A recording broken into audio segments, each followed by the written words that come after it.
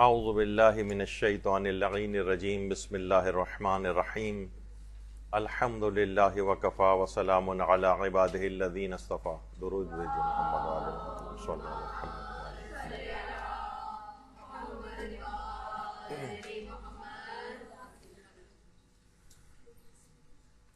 آج وہ ایک بہترین رات آنے والی ہے کہ جس کو 1000 مہینوں سے افضل قرار دیا گیا ہے۔ اچھا، اب جیسا کہ آپ کے علم میں ہے کہ شب قدر 1000 مہینوں سے افضل رات ہے، اسی رات میں قرآن نازل ہوا ہے اور اس رات کو ہمیں بھرپور طریقے سے گزارنا ہے، یعنی 19ویں شب، 21ویں شب، 23ویں شب، ان کو بھرپور طریقے سے گزارنا ہے اور کوشش یہ کریں کہ شب قدر میں اپنے نیک اعمال کو دوام دیں۔ نیک اعمال کو دوام یعنی کچھ اتنی بابرکت اور عظیم یہ رات ہے کہ کچھ کاموں کا آغاز اس رات سے کریں یا یہ کہ کچھ کاموں کا اختتام اس رات پہ کریں، جو پہلے سے چلے آ رہے ہوں کچھ کام، ابھی آگے چل کر اس کی تفصیل ہم بیان کریں گے۔ تو اس کی برکتوں سے ایک تو یہ ہے کہ 1000 مہینوں سے افضل ہے کہ گویا ایک لحاظ سے اس کے اندر جو بھی نیک عمل کیا جاتا ہے وہ لاکھوں کروڑوں گنا جو ہے وہ زیادہ ثواب دے جاتا ہے۔ 1000 مہینوں سے زیادہ افضل یعنی سمجھیں ہر لحاظ سے 1000 سے تو ویسے ہی وہ عمل ملٹیپلائی ہو جاتا ہے، اور اگر بے تحاشا کثرت اس سے مراد ہے تو یعنی سمجھیں کہ اس کے کوئی حد اور حساب نہیں ہوتا اس رات میں جو آپ اعمال انجام دیں گے اس کے اجر و ثواب کا۔ تو شب قدر میں اپنے جو بھی نیک اعمال ہیں ان کو ہم دوام کیسے دے سکتے ہیں؟ دیکھیے، ایک تو وہی بات ہو گئی کہ 1000 مہینوں سے یہ افضل رات ہے۔ دیکھیے، شب قدر میں یا تو نیک کاموں کا آغاز کرنا ہے یا اختتام کرنا ہے۔ کوشش یہ کریں کہ اگر کوئی شخص پابند نہیں ہے، تھوڑا سا اس کا تذکرہ کر کے پھر ہم حاجات کی قبولیت کے طریقوں کے اوپر جائیں گے۔ مثلا اگر کوئی شخص نماز شب کا پابند نہیں ہے تو آج کی رات اور یہ دو آنے والی شب قدریں، یہ ایک بہت گولڈن اپورچونٹی اس کے پاس ہوں گی، بہترین، کہ اس کے علاوہ شاید ہی کوئی زندگی میں اور ایسا موقع آئے شب قدروں کے علاوہ کہ جس میں کوئی بھی اس طرح کے نیک عمل کا آغاز ہو سکے۔ بہت سے لوگ ہیں کہ جو یعنی پابندی سے نہیں کر پاتے ہیں، نہیں پڑھ پاتے ہیں نماز شب کو، تو خاص طور پر نماز شب کا آج سے ہی تہیہ اور ارادہ کر لیں، اور ایک ایسی برکت ہوگی اگر آپ نے آج ہی رات سے 11 رکعت کی نماز شب خاص طور پر پڑھنا شروع کر دی تو انشاءاللہ اس میں ایک ایسی برکت آئے گی شب قدر کی وجہ سے کہ آپ دیکھیں گے کہ پھر پورے سال یہ سلسلہ جاری رہے گا۔ حجت الاسلام حسین انصاریان، یہ انصاریان پبلیکیشنز جنہوں نے بہت زیادہ اردو میں بھی بہت کام کیا ہے، ان کی عرفان.ir کے نام سے ایک بہترین ویب سائٹ بھی ہے اور بہترین اردو مواد بھی اس کے اوپر جو ہے اویلیبل ہے، اور انہوں نے خود اردو زبان کے اندر بے تحاشا کتابوں کو پبلش کروایا ہے، شائع کروایا ہے، اس کے تراجم کروائے ہیں۔ یہ فرماتے ہیں آیت اللہ سید محمد حسین طباطبائی کے متعلق، کہہ رہے ہیں آیت اللہ سید محمد حسین طباطبائی جب درس دینے کے لیے جایا کرتے تھے یا حرم معصوم قم سلام اللہ علیہ جایا کرتے تھے، اللہم صلی علی محمد وعلی محمد،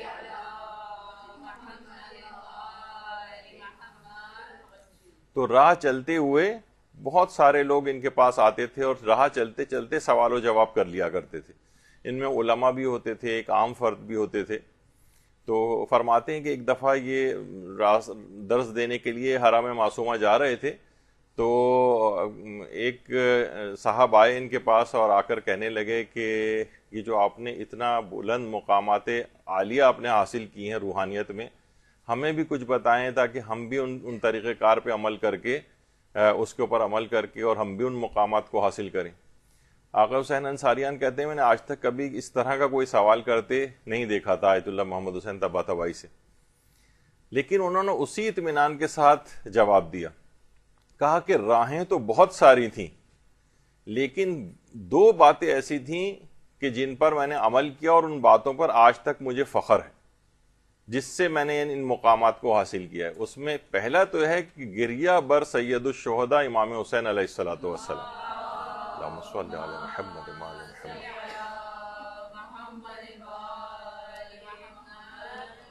کہہ رہے ہیں کہ سید الشہداء کے اوپر گریہ کرنا یعنی ان کے متعلق ملتا ہے کہ اس قدر گریا کرتے تھے، اس قدر گریا کرتے تھے، ہر وقت آنکھیں ڈبائی رہتی تھیں ان کی جب بھی امام حسین کا نام آتا تھا۔ کہہ رہے ہیں میں نے اس سے بڑے بڑے مقامات کو حاصل کیا ہے۔ یعنی یہ جو ہمارا رونا ہے امام حسین علیہ السلام کے اوپر، جب بھی پچھلے جو درس ہمارے یہاں پر ہو چکے ہیں شب قدر کے سلسلے میں، تو کسی جگہ میں نے اس کا بھی ذکر کیا تھا کہ ایک مصائب کا بھی چاہے 5 7 10 منٹ کا ہی کوئی پورشن ہو کسی بھی عالم کا، وہ لگا کے اور امام حسین کے مصائب کو بھی شب قدر میں سنا جائے اور کچھ گریہ کیا جائے، تو بے تحاشا اس کا نہ صرف یہ کہ ثواب ہے، بلکہ بے تحاشا آپ کو فوائد دلوانے والا ہے روحی طور پر۔ اور یہ رات کیونکہ آپ کو اپنی حاجات بھی قبول کروانی ہیں پروردگار عالم سے اور روحانی تکامل بھی طے کرنا ہے، تو خود فرماتے ہیں کہ میں نے جن مقامات کو حاصل کیا ان میں حضرت سید الشہداء کے اوپر گریہ کرنا ہے۔ دوسرا فرماتے ہیں خالص نیت کے ساتھ نماز شب پڑھنا۔ دیکھیے ابھی ہم نماز شبی کی گفتگو کر رہے تھے نا، کہ جو عادی نہیں ہو وہ اس رات عہد کر لے کہ بس میں آئندہ زندگی ضرور نماز شب روزانہ پڑھوں گا، تو فرماتے ہیں خالص نیت کے ساتھ نماز شب پڑھنا۔ یہ 2 چیزیں ایسی ہیں، گریہ بر سید الشہداء اور نماز شب کو خالص نیت کے ساتھ پڑھنا۔ یہ راہیں بہت ساری تھیں لیکن میں نے ان 2 کا انتخاب کر کے ان کو حاصل کیا۔ اور ایک اور مقام پر بھی ان سے یہ پوچھا گیا کہ کمالات معنوی کو کیسے حاصل کیا جا سکتا ہے، تو انہوں نے پھر 2 چیزیں بتائی تھیں آیت اللہ محمد حسین طباطبائی نے۔ ایک کہا کہ ایک تو حرم سید الشہداء، اس کے ذریعے حاصل کر سکتے ہیں، یعنی ان مقامات مقدسہ کی زیارت پہ انسان جائے اور وہاں توسل اختیار کرے۔ کہا کہ 2 ذریعوں سے تکامل حاصل ہو سکتا ہے، ایک تو حرم سید الشہداء اور دوسرا مجلس سید الشہداء۔ یعنی یہ تو کم سے کم ہر شخص اگر وہاں جانے کے قابل نہیں ہے یا حالات اس کے ایسے نہیں ہیں، لیکن مجلس سید الشہداء سے بھی انسان بہت کچھ حاصل کر سکتا ہے۔ تو ہمیں اپنی مجالس بھی ایسی بنانی چاہیے اور ان مجالس میں شرکت کے بعد روحانی کمالات بھی طے کیے جا سکتے ہیں۔ اچھا، پھر ایک اور چیز جس کو آپ شروع کر سکتی ہیں آج کی رات سے، دیکھیے کتنی اہمیت ہے ان کی نماز نافلہ کی۔ یہ جو روزانہ کے نوافل ہیں یہ تقریباً متروک ہوتے جا رہے ہیں، یعنی ایک لحاظ سے اس مردہ سنت کو زندہ کرنے کی ضرورت ہے۔ لوگ عام طور پر واجبات ہی اتنی مشکل سے انجام دے پا رہے ہیں کہ چہ جائے کا کوئی روزانہ کے نوافل بھی پڑھیں۔ اس کو شروع کرنے کی ضرورت ہے۔ جب ہی حضرت امیر المومنین علیہ الصلوۃ والسلام فرماتے ہیں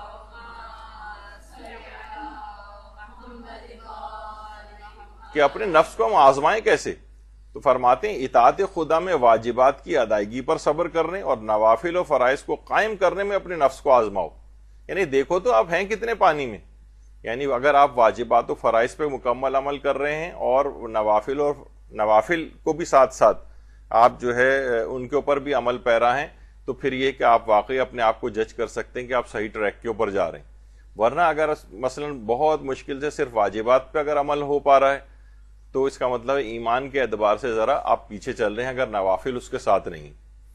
تو بہرحال یہ کہ جو بھی نوافل ہیں، خاص طور پر نوافل یومیہ یا اور دیگر نیک کام وہ بھی ہوں واجبات کے ساتھ ساتھ، تو یہ بہترین رات ہوگی، رات سے ہی اس کی ابتدا کر دیں۔ اور مثلا مغرب و عشاء کے نوافل اور نماز شب تو ابھی آپ نے سن ہی لیا، اس سے اس کی اور کریں کہ آئندہ انشاءاللہ اس کے اوپر میں پابندی شروع کروں گی۔ اچھا، اب بہت سے لوگ اس میں گھبراتے ہیں کہ بھئی 34 رکعات اس کے علاوہ بھی پڑھنے پڑیں گی ہم کو، تو دیکھیے اس میں بہت ساری سہولتیں اور آسانیاں ہیں کہ نوافل اور مستحب نمازیں حالت اختیار میں بیٹھ کے بھی پڑھی جا سکتی ہیں۔ کھڑے ہونے دل نہیں چاہ رہا ہے نا، بیٹھ کے پڑھ لیں۔ اور یہ بھی ضروری نہیں ہے آغا سیستانی کے فتوے کہ 2 رکعتوں کو 1 رکعت ہی سمجھا جائے، یعنی ہوتا ہے نا کہ بیٹھ کے جو ہے وہ 2 رکعت کھڑے ہو کے 1 رکعت کے برابر ہوتی ہے، اگرچہ وہ ذرا احتیاط کے مطابق ہے اور بہتر ہے، لیکن فرماتے ہیں ضروری نہیں، یعنی بیٹھ کر بھی آپ اتنی ہی رکعت جو ہے وہ پڑھ لیں تو اس میں بھی کوئی حرج نہیں ہے۔ تو نوافل، اور یہ جو نوافل ہیں بیٹھے بیٹھے آپ یعنی نمازوں کے بھی بعد بھی آپ اس طرح سے کرسی پہ بیٹھ گئیں، بیڈ پہ بیٹھ گئیں آپ، اور اس کے بعد اپنے نوافل اور سر کے اشارے سے تھوڑا سے سر کے اشارے سے رکوع کر لیا، تھوڑا زیادہ سر جھکا کے سجدہ کر لیا، تو اس طریقے سے آپ کر سکتی ہیں۔ اور اس پہ میں وہ لے چکا ہوں اس موضوع پہ ایک یہاں پر لیکچر کہ آیت اللہ سیستانی ویسے تو کہتے ہیں احتیاط اسی میں ہے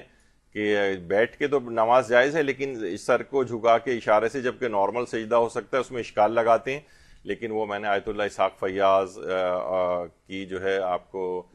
فتاوے پیش کیے تھے کلاس کے اندر کہ ان کی طرف رجوع کر کے اشارے سے بھی بیٹھ کے نماز پڑھی جا سکتی ہے۔ اچھا اب کتنے نوافل یومیہ روز پڑھیں؟ تو آغا سیستانی نے خود ہی لکھا کہ انسان یہ بھی کر سکتا ہے روزانہ کے بعض نوافل کو پڑھے بعض کو نہ پڑھے. کتنی دیکھی سہولت ہے. اور نماز شب میں 11 رکعت کے بجائے آخر کی 3 رکعت پڑھنے پر بھی اکتفا کر سکتا ہے. یعنی آپ صرف نماز شفع اور نماز وتر جو ہے یہ پڑھ لیں آخر میں, اور بلکہ کہہ رہے ہیں کہ بلکہ صرف نماز وتر یا نماز وتر پہ بھی اکتفا کر سکتا ہے. یعنی 1 رکعت کم سے کم اسی کے انسان پابند ہو جائے, 3 رکعتوں کا پابند ہو جائے, اور بہت ہی بہتر ہے اگر 11 رکعت کا ہو جائے. پھر کہہ رہے ہیں نافل اثر میں بھی 4 رکعت پہ بھی اکتفا کر سکتا ہے, بلکہ 2 رکعت پڑھنے پر بھی اکتفا کر سکتا ہے. یعنی ویسے 8 رکعت تھے نماز اثر کے, لیکن کہتے ہیں آپ 4 پڑھ لیں, 2 رکعت پڑھ لیں. نافلہ ظہر اور نافلہ مغرب کو بھی, اور اس طرح 8 رکعت نماز شب کی 8 رکعت میں صرف بعض کو پڑھنا چاہے تو رجاء مطلوبیت کی نیت سے پڑھ سکتا ہے. یعنی نافلہ ظہر میں بھی یہی والی اس کو خصوصیت رہے گی, یعنی لیکن بس اس میں رجاء مطلوبیت کی نیت کر لے. یعنی اس میں بھی 4 رکعت اور 2 رکعت, کیونکہ ان دونوں کے 8 رکعت ہیں. یعنی مقصد اس میں کہنے کا یہ ہے کہ اس رات سے اس کی ابتدا کر دیں گے, نافلہ نمازیں بھی انشاءاللہ ہم پڑھنا شروع کریں گے. اور یہ کیونکہ یہ اتنی بابرکت رات ہے کہ ایسی برکت اس کے اندر آپ کو ملے گی, پھر آپ پورے سال ابھی آپ سوچ رہی ہیں کہ میں کیسے کروں گی, لیکن آپ دیکھیں گے اس رات کی برکتوں سے انشاءاللہ یہ جو ہے یہ سلسلہ شروع ہو جائے گا اور پورے سال جاری رہے گا. اور آپ کو سہولیات بھی دیتی ہیں, بیٹھ کے بھی پڑھ سکتے ہیں, اشارے سے بھی پڑھ سکتے ہیں, رکعات کی تعداد بھی کم ہو جاتی ہے, کتنی سہولیات ہیں اس کے اندر. اور اگر کوئی شخص کہے کہ نہیں بھائی یہ پھر بھی میرے لیے پڑھنا مشکل ہے, تو اور سہولیات بھی ہیں. روزانہ کی نوافل یومیہ نہ پڑھ سکے نہ قضا پڑھ سکے, مستحب ہے کہ ہر 2 رکعت کے بدلے غریب مومن کو 1 مد جو ہے وہ آٹا وغیرہ, دال چاول وغیرہ دے دے. اس پہ بھی قادر نہیں ہے تو دن کی نمازوں کے لیے 3 پاؤ اور رات کی نمازوں کے لیے 3 پاؤ دے دے. یعنی 1.5 کلو آٹا روزانہ کے اعتبار سے دے دے تو نوافل یومیہ کا اسے پورا ثواب مل جائے گا. یعنی اگر جسمانی طور پر وہ نماز نافلہ نہیں پڑھ سکتا ہے تو کم سے کم پیسے کے ذریعے اگر اس کے پاس سہولت ہے تو اس طرح سے کر لے, وہ تو مہینے کے 45 کلو ہو جائے گا. تو بہت سے لوگ بہرحال پھر بھی افورڈ کر سکتے ہیں اس کو. یعنی مقصد یہ ہے کہ اتنی سہولیات ملنے کے بعد بھی اگر انسان نافلہ نہ پڑھے تو وہ اس سے پہلے کہ اپنے نفس کو آزماؤ کہ تم, یعنی اتنی سہولیات, اتنا ناقص نفس ہو گیا ہے, اتنے کم ترین درجے کے اوپر پہنچ گیا ہے کہ اس کے باوجود یہ نہیں کر پا رہا, اتنی سہولیات ملنے کے باوجود بھی. تو یہ ہے. اچھا اسی طریقے سے نماز اول وقت کا اگر کوئی عادی نہیں, بہت سارے لوگوں کی طبیعت یہ ہوتی ہے کہ نماز کو مختلف طریقوں سے ڈیلے کرتے رہتے ہیں. ابھی یہ ہو چاہے وہ گھریلو خواتین کے ساتھ یہ بھی ہوتا ہے کہ وہ کہتے ان کو فوراً نہ کوئی کام یاد آتے ہیں, اور بعض اوقات جنمن بھی چلے ہوتے ہیں, لیکن کوشش یہ کریں کہ ایسا نظام الاوقات کو ترتیب دیں کہ اول وقت میں نماز پڑھ لیں, کیونکہ واجب نماز میں اتنا وقت نہیں لگتا ہے, 5-10 منٹ ہی لگتے ہیں. تو کم سے کم پھر نوافل وغیرہ کے لیے فارغ جو اپنے اوقات دیکھ لیں, لیکن نمازوں کو اول وقت میں پڑھنے کا ثواب بہت زیادہ ہے, بہت زیادہ ہے. نماز آخری وقت بہت ہی اس کا ثواب کم سے کم تر ہوتا چلا جاتا ہے. تو اس کی بھی اگر آپ عادی نہیں ہیں تو نماز شب میں اس کی عادی بن جائیں. اول وقت میں بالکل نماز مغربین آپ پڑھ لیں اور اس کی ابتدا اس سے کر دیں, اور دماغ میں یہی سوچیں کہ بس یہ شب قدر سے میں اس کی ابتدا کر رہی ہوں, اب ہر نماز کو اول وقت میں پڑھوں گی. انشاءاللہ پروردگار اس شب کی برکت سے اس دعا کو آپ کی قبول فرمائے گا, اور آئندہ زندگی میں بھی نمازوں کو آپ اول اوقات میں پڑھیں گی. میں نے آج کچھ دن پہلے ہی اس کو سرسری طور پر بھی ذکر کیا تھا, آج بھی سرسری پہ صرف یاد دہانی کے لیے کہ آیت اللہ مجتبہ تہرانی جو ہیں وہ یہ بات فرماتے تھے کہ میں نے بڑے بڑے علماء سے کسب فیض کیا ہے, اگر ان ساری تعلیمات کا خلاصہ مجھ سے ایک جملے میں سننا چاہو کہ بڑے بڑے مقامات کو کیسے حاصل کیا جا سکتا ہے, روحانی تکامل کیسے, ان سب کے علماء سے جو میں نے فیض حاصل کیا ہے اگر ایک جملے میں سننا چاہو گے تو وہ جملہ یہ ہے کہ ہر نماز کو اس کے اول اوقات میں انجام دو بس. تو اس کا مطلب یہ ہے کہ کتنا زیادہ ہمارے پاس یہ اگر ہم اس کے عادی نہیں ہوئے ہیں تو اب سے اس کے عادی ہو جائیں. یہ راتیں جو آ رہی ہیں بہت گولڈن اپورچونٹی کے اعتبار سے ہیں یہ راتیں, تو یہ پھر آپ کے پاس دوبارہ ایسا استحکام اور ایسی بابرکت راتیں آپ کے پاس نہیں آئیں گی کہ آپ اتنا عزم مصمم کر کے ان نیکیوں کو آگے بڑھا سکیں. ایک اور چیز بھی ہے خاص طور پر, پہلے بھی ہم نے اس کا تذکرہ کیا ہے کہ اتنی فیض اور برکت, ایک تو یہ ماہ مبارک رمضان ہی آپ کی زندگی میں دوبارہ آ گیا ہے, ورنہ تھا کہ کتنے افراد ہیں جو پچھلے سالوں میں اس دنیا کو چھوڑ گئے, لیکن یہ برکت آپ کو ملی ہے. پھر یہ پورا رمضان گزارتے گزارتے آخری عشرہ تقریباً شروع ہونے والا ہے، یہاں تک آپ کو مواقع ملے ہیں عبادت کے، اور پھر اس میں شب قدریں آپ کو مل رہی ہیں، تو پروردگار عالم کے حضور ایک سجدہ طویل اس رات کو ضرور انجام دیں۔ تو پیغمبر اکرم ختمی مرتبہ صلی اللہ علیہ وآلہ وسلم، اللہم صلی علی محمد وآلہ محمد، فرماتے ہیں کہ سجدے زیادہ کیا کرو، کیونکہ سجدہ گناہوں کو اس طرح جھاڑتا ہے جیسے ہوا درخت کے پتوں کو جھاڑتی ہے۔ تو ایک روزانہ ایک طویل سجدہ، چاہے آپ اس میں کچھ پڑھیں یا نہ پڑھیں، پڑھ لیں کوئی ذکر تو بہت ہی اچھا ہے، لیکن پروردگار عالم کے حضور ایک طویل سجدہ 2 3 4 5 منٹ کا، جتنا بھی آپ کے ساتھ ہو سکے، یعنی جس میں آپ تحمل کر سکیں، ہاں کوئی ایسا مسئلہ نہیں ہو رہا ہے مجھے، ایک طویل سجدہ روزانہ انجام دیں۔ یہ اس میں ایک عادت بنا لیں، اس رات سے اس کی ابتدا کر دیں، اور یہ بہت فوائد جو ہے حامل یہ چیز ہے، اور ایسے ایسے حجابات آپ کے اٹھیں گے پروردگار عالم کے کو سجدہ کرنے سے طویل۔ واسجد واقترب، قرآن کی آیت بھی ہے کہ سجدہ کرو اور خدا سے قریب ہو جاؤ، یعنی بہت زیادہ آپ کو قرب پروردگار دلانے والی چیز ہے۔ تو اس رات میں بہت سے نیک کاموں کو جو ابتدا آپ کو کرنی ہے اور اس کو دوام بخشنا ہے، اس میں ایک آپ ان تمام چیزوں کے ساتھ ایک سجدہ طویل کو بھی اپنے ساتھ شامل کر لیں۔ کیونکہ دیکھیے ایک بات کہی جاتی ہے نا کہ یہ ہمیں اس وجہ سے بوجھ لگتی ہے کہ اللہ سے ہماری محبت کا وہ معیار نہیں، تو اللہ سے اگر واقعی محبت ہو جائے تو یہ سجدے بوجھ نہیں لگتے ہیں، پھر انسان بیمار بھی ہے تو سجدہ کرتا ہے، اور بلکہ یہاں تک یہ بات کہی جاتی ہے کہ اصل موقع دیکھیے یہی ہے جس میں آپ سجدے صحیح طور پر کر پا رہی ہیں، ورنہ کتنے ہی افراد ہم نے زندگی میں ایسے دیکھے ہیں جو اپنی نمازوں کو بغیر سجدوں کے پڑھ رہے ہیں، اب بوڑھے ہو گئے ہیں، اب گھٹنے نہیں مڑتے ہیں، اب کتنی ایسی چیزیں ان کے ساتھ ہو گئی کہ پراپر وہ نماز بھی نہیں پڑھ پاتے ہیں، نہ پراپر سجدہ کر پاتے ہیں۔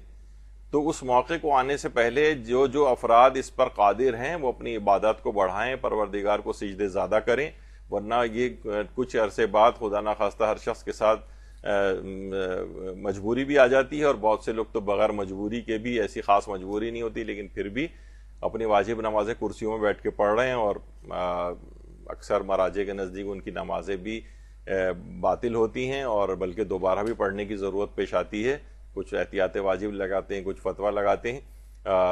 کہ اگر جاہل قاصر و مقصر کی بھی بات آتی ہے اس کے اندر، لیکن بہرحال یہ کہ ہم کیوں اس طرف جائیں۔ تو جو بھی سجدے کر سکتا ہو اس موقع سے فائدہ اٹھائے، اور ورنہ یہ کچھ ہی عرصے بعد ہر شخص کی زندگی میں ایسا موقع آتا ہے کہ اسے بغیر سجدے کے نمازیں اشاروں سے پڑھنی پڑ جاتی ہیں۔ اور آیت اللہ سید علی آقا قاضی یہ بھی فرماتے تھے کہ روحانیت اور معنویت کو حاصل کرنے کی ایک راہ تو ہر شخص کے ہاتھ میں، وہ یہ ہے ہر شخص کو اس پر دسترس ہے، یعنی 500 سے 1000 سجدے روزانہ انجام دینا۔ یعنی اگر کوئی شخص اور کوئی مشکل چیزیں نہیں بھی کر پائے تو روزانہ اگر 500 سے 1000 سجدے وہ انجام دے لے، تو فرماتے ہیں یہ تو ہر شخص کے پاس حاصل ہے یہ والی قوت۔ اگر وہ دیکھیے کیونکہ طبیعتیں سجدے کے اوپر زیادہ مائل نہیں ہے نا، اور کیونکہ واجب نمازوں میں تو گنے چنے ایسی سجدے ہوتے ہیں، یعنی واقعتاً اس کا لطف حاصل ہی نہیں کیا ہے۔ الگ سے نمازوں کے علاوہ جب سجدے اس طرح سے ہوں گے تو ایسا لطف محسوس ہوگا، کیوں ہے کہ اتنے یہاں تک کہ ایک فرشتوں کی عبادت ہی ہے، جو کچھ فرشتے ایسے ہیں جو ہر وقت سجدے میں رہتے ہیں، کچھ ایسے ہیں جو ہر وقت رکوع میں رہتے ہیں، اور ائمہ اور دیگر معصومین کس طرح سے کثرت سجدہ کیا کرتے تھے، اتنے طویل سجدے گھنٹوں پر محیط ہوتے تھے۔ تو بہرحال یہ کہ یہ روحانیت کو حاصل کرنے کی بہترین تو اسی رات سے ایک طویل سجدے کی ابتدا یا کثرت سجدہ کی ابتدا آپ کر دیجئے۔ اس رات کو خصوصی طور پر آپ کو نماز جعفر طیار کو ضرور پڑھنا ہے، اور یہ اس وجہ سے بھی پڑھنا ہے کہ اس رات یعنی واقعتاً تمام مستحبات کے اندر جو یعنی بالکل معتبر ترین نمازوں کے اندر سے اس میں سر فہرست نماز شب وغیرہ کے بعد جو ہے یا اس کے ہم پلہ ہی نماز جعفر طیار ہے۔ یعنی ورنہ تو بہت سی نمازیں ایسی ہیں کہ جو رجا کی نیت سے پڑھی جاتی ہیں یا ان میں ان کی سند اتنی ثابت نہیں ہوتی لیکن پھر بھی پڑھی جا سکتی ہیں، یہ تو معتبر ترین نماز ہے نماز جعفر طیار۔ تو یہ اچھا یہ تمام مشکلات کے حل کے لیے بھی اکسیر اعظم ہے، یعنی تمام مشکلات بحیثیت مجموعی اور خصوصیت کے ساتھ آپ اس رات میں ایک کام اور کر لیجئے گا، وہ یہ ہے کہ اس نماز جعفر طیار کی اب یہ نیت کریں کہ یہ دنیا میں رہنے والے تمام مومنین و مومنات ان کی جو بھی حاجات ہیں میں ان کی قبولیت کے لیے اس کو پڑھ رہی ہوں۔ ایک فرشتہ پروردگار عالم خلق کرے گا، اور جو جتنی لوگوں کی خواہشات ہیں وہ تو آپ کی دعا سے قبول کرے گا ہی کرے گا. خود ایک فرشتہ جو ہے وہ آپ کے حق میں دعا کرے گا کہ یہ تمام باتیں آپ کے اپنے حق میں بھی قبول ہو جائیں, وہ دعا آپ کے لیے کرے گا. تو نماز جعفر, اللہم صلی علی, تو نماز جعفر تیار اس میں بالکل فراموش نہ کریں, اور اس کے بعد عادت بنا لیں اگر کسی کی واقعی ہو جائے, کیونکہ شب قدر کی برکت ہے, ابھی مشکل لگ رہی ہوتی ہے, لیکن اس کے بھی بہت سے ایسے طریقے ہیں کہ جو ذرا جلدی بھی ہو جاتا ہے. جلدی اگر ہو تو نمازوں کے بعد بھی تسبیحات کو مکمل کیا جا سکتا ہے, اگر اتنا وقت نہ ہو کسی کے پاس اور جلدی میں ہو. تو نماز جعفر تیار آئندہ زندگی میں بھی روزانہ یا ہفتے میں ایک دفعہ یا مہینے میں ایک دفعہ اس طرح سے کر کے, یا 15 دن میں ایک دفعہ کوئی اپنا ٹائم ٹیبل شیڈیول اور اس میں مارک کر لیں کیلنڈر وغیرہ کے اندر, تاکہ آپ کو یاد رہے کہ مجھے کتنی اس کو پڑھنی ہے, پھر اپنی صلاحیت کو اور بڑھاتے جائیں. تو نماز جعفر تیار, اور کوشش کریں, میں نے کسی عالم کا پڑھا تھا, وہ فرماتے تھے کہ میں نے اس کبھی بھی اپنے لیے نہیں پڑھا ہے, بلکہ یہ تمام مومنوں مومنات کی مشکلات کے لیے جو اس کو پڑھتا ہوں, تو وہ میری بھی ساری مشکلیں اس وجہ سے حل ہو جاتی ہیں. تو یہ اس رات کو خصوصیت کے ساتھ, اور کوشش کریں کہ جس میں آپ کو نیک اعمال کا آغاز کرنا ہے, اس کو دوام بخشنا ہے, اس میں یہ کہ اگر قضا نمازیں ہیں تو وہ بھی اتارنا شروع کریں. یہ بعد والوں کے لیے میں نے پچھلی دفعہ بھی ذکر کیا تھا کہ وہ اولادیں کہ جو ہماری آواز پر اپنی نمازوں کے لیے نہیں اٹھتے, وہ آپ کے لیے بعد میں کہاں یہ والے اعمال انجام دیں گے. رشتہ دار جو کہ لڑائی جھگڑے جن سے آپ کے ختم نہیں ہوتے, وہ آپ کے لیے سب کام انجام نہیں دیں گے. بہتر ہے یہ سب کام چیزیں خود کر کے جائیں یا اس کا انتظام کر کے جائیں. اس کی بہترین طریقہ یہ ہے کہ اس کا آغاز کر دیں. امام خمینی نے بھی غالباً کسی جگہ پہ لکھا ہے کہ ایک دفعہ انسان اپنی قضا نمازوں کو اتارنا شروع کر دے, اور پھر اس کے بعد اگر وہ مکمل نہیں کر سکے, اس سے پہلے اس دنیا سے چلا جائے, تو انشاءاللہ رحمت خدا اس کے شامل حال ہوگی, اور پروردگار باقی ماندہ نمازیں اس کی بخش دے گا. یعنی کچھ اس طرح سے کہ شروع تو کر دیا جائے کہ ہم نے اس کو اتارنا شروع کر دیا ہے. تو روزانہ ایک نماز, 2 نماز یا ایک دن کی نماز سے اس کا آغاز کریں. قضا نمازیں خواتین کے لیے اور بھی تھوڑی سی ذرا زیادہ ہوتی ہیں, کیونکہ عمر کے اعتبار سے ذرا بلوغ ان کا جلدی ہو جاتا ہے. 10 قمری پورے کرنے کے بعد سال, یعنی 9 قمری مکمل ہو جائیں اور 10واں دن سٹارٹ ہو جائے تو ان پہ واجب ہو. لیکن وہ عموماً چھوٹی بچیاں ہوتی ہیں اور اتنے لاپرواہی وغیرہ ہوتی ہے, نمازیں صحیح نہیں پڑھی ہوتی, تو ان پہ کچھ قضا نمازیں اس طرح سے رہتی ہیں. تو قضا نمازوں کو اپنی پڑھنا شروع کر دیں. اچھا, اسی طریقے سے تلاوت قرآن, تو تلاوت قرآن بھی بمشکل لوگ جو ہیں روزانہ کی بنیاد پر کرتے ہیں. یہ نہ کریں, بلکہ کوشش کریں کہ پچھلی دفعہ بھی ہم نے شاید ذکر کیا تھا کہ 15 شعبان سے جو قرآن کا ایک پارہ روزانہ پڑھنا شروع کریں, تو اس طرح سے پڑھتے ہوئے آئیں کہ شب قدر 23ویں میں وہ قرآن مکمل ہو جائے, اور اس کے بعد اس کو معصومین کو ہدیہ کریں. تو یا تو اس طرح سے اختتام اس طرح سے ہو آپ کا, یا یہ کہ آپ اس کو آغاز بھی کرنا چاہیں تو آپ آغاز بھی کر سکتے ہیں. الحال المرتحل, حضرت امام جعفر صادق علیہ السلام نے پیغمبر سے پوچھا, اللہم صلی علی محمد وعلی محمد, کہ حضرت رسول اللہ صلی اللہ علیہ وآلہ وسلم, اللہم صلی علی محمد وعلی محمد, سوال کیا کہ یا رسول اللہ کون سا شخص زیادہ بہتر ہے؟ تو آپ نے فرمایا الحال المرتحل. تو سوال کیا کہ یا رسول اللہ یہ الحال المرتحل سے کیا مراد ہے آپ کی؟ تو آپ نے فرمایا ایسے قرآن کو شروع کرنے والا شخص جو اس قرآن کو اختتام تک پہنچاتا ہے, جس کو اس نے شروع کیا ہوتا ہے, اور ختم کرنے کے بعد قرآن کا پھر سے آغاز کر دیتا ہے. بس ایسے شخص کے لیے اللہ کے نزدیک قبول کی جانے والی ایک دعا ہے. تو یعنی یہ 23ویں رمضان میں آپ کا ایک قرآن ختم ہو رہا ہوگا, اور اسی سے ہی دوسرے قرآن کی ابتدا کر دیں تو آپ اس میں شامل ہو جائیں گے. اور ایک کوئی ایسی دعا جو آپ کی زندگی میں سب سے زیادہ اہم ہو, وہ اس کے لیے قرار دے دیں آپ. پیغمبر اکرم نے فرمایا ایسے شخص کے لیے اللہ کے نزدیک قبول کی جانے والی, کہ نہیں سمجھیں کہ 100% وہ دعا قبول ہوگی. کوئی ایک دعا سوچ کے رکھ لیں, شب قدر کے اندر قرآن کا اختتام کریں اور اگلے قرآن کا آغاز کر دیں, تو آپ اس روایت کی ایک مصداق بن جائیں گی کہ آپ الحال المرتحل میں شمار ہوں گی. خود پیغمبر اکرم یہ جملے ارشاد فرمائے ہیں, اور ایک لحاظ سے اس بات کی گارنٹی لی ہے کہ قبول شدہ ایک دعا آپ کے لیے ہے. تو وہ آپ دیکھ لیجئے انشاءاللہ کہ کون سی ہوگی, وہ اسی رات سے اس کا آپ کو کوشش کیجئے. دیکھیے جب یہ عادی ہو جاتا ہے نا انسان, تو زندگی کے مرحلوں کے اندر چھوٹا قرآن رہبر معظم بھی اور دیگر مراجع کی بھی ہم اس میں دیکھتے ہیں کہ ان کی پاکٹس کے اندر ہوتا ہے، جہاں کہیں موقع ملتا ہے وہیں نکال کے تلاوت شروع کر دیتے ہیں، وقت کو ضائع نہیں کرتے. اور اتنے عمر طویل گزرنے کے بعد بھی یہ چھوٹا قرآن ہر وقت ان کی جیب میں رہتا ہے. دیگر علماء کو بھی ہم نے بہت سے دیکھا ہے کہ قرآن ان کے پاس چھوٹا یہ ہینڈی جو جس میں اپنے آپ مارکنگ کر سکیں یا کوئی بھی نشانی وغیرہ لگا سکیں، اس انداز سے ایک ہونا چاہیے. اور پھر یہ اس طرح سے عادت ہو جاتی ہے تو پھر یہ عادت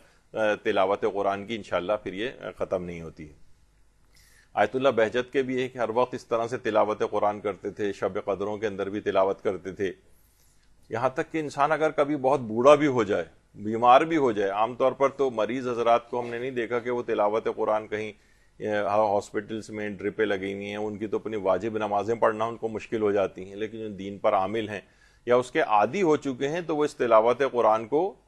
اسپتالوں میں یا جب نامساعد حالات آ جائیں اس میں بھی اس پہ عمل کرتے ہیں. تو دیکھیے قرآن کی تلاوت سے محروم گھر پر مصیبتوں کا نزول ہوتا ہے. یہ ہمارے چھٹے امام امام جعفر صادق علیہ السلام فرماتے ہیں کہ وہ گھر جس کے اندر قرآن نہیں پڑھا جاتا اور اللہ کو یاد نہیں کیا جاتا، 3 مصیبتیں اس گھر میں داخل ہو جاتی. ایک تو برکت کم ہو جاتی،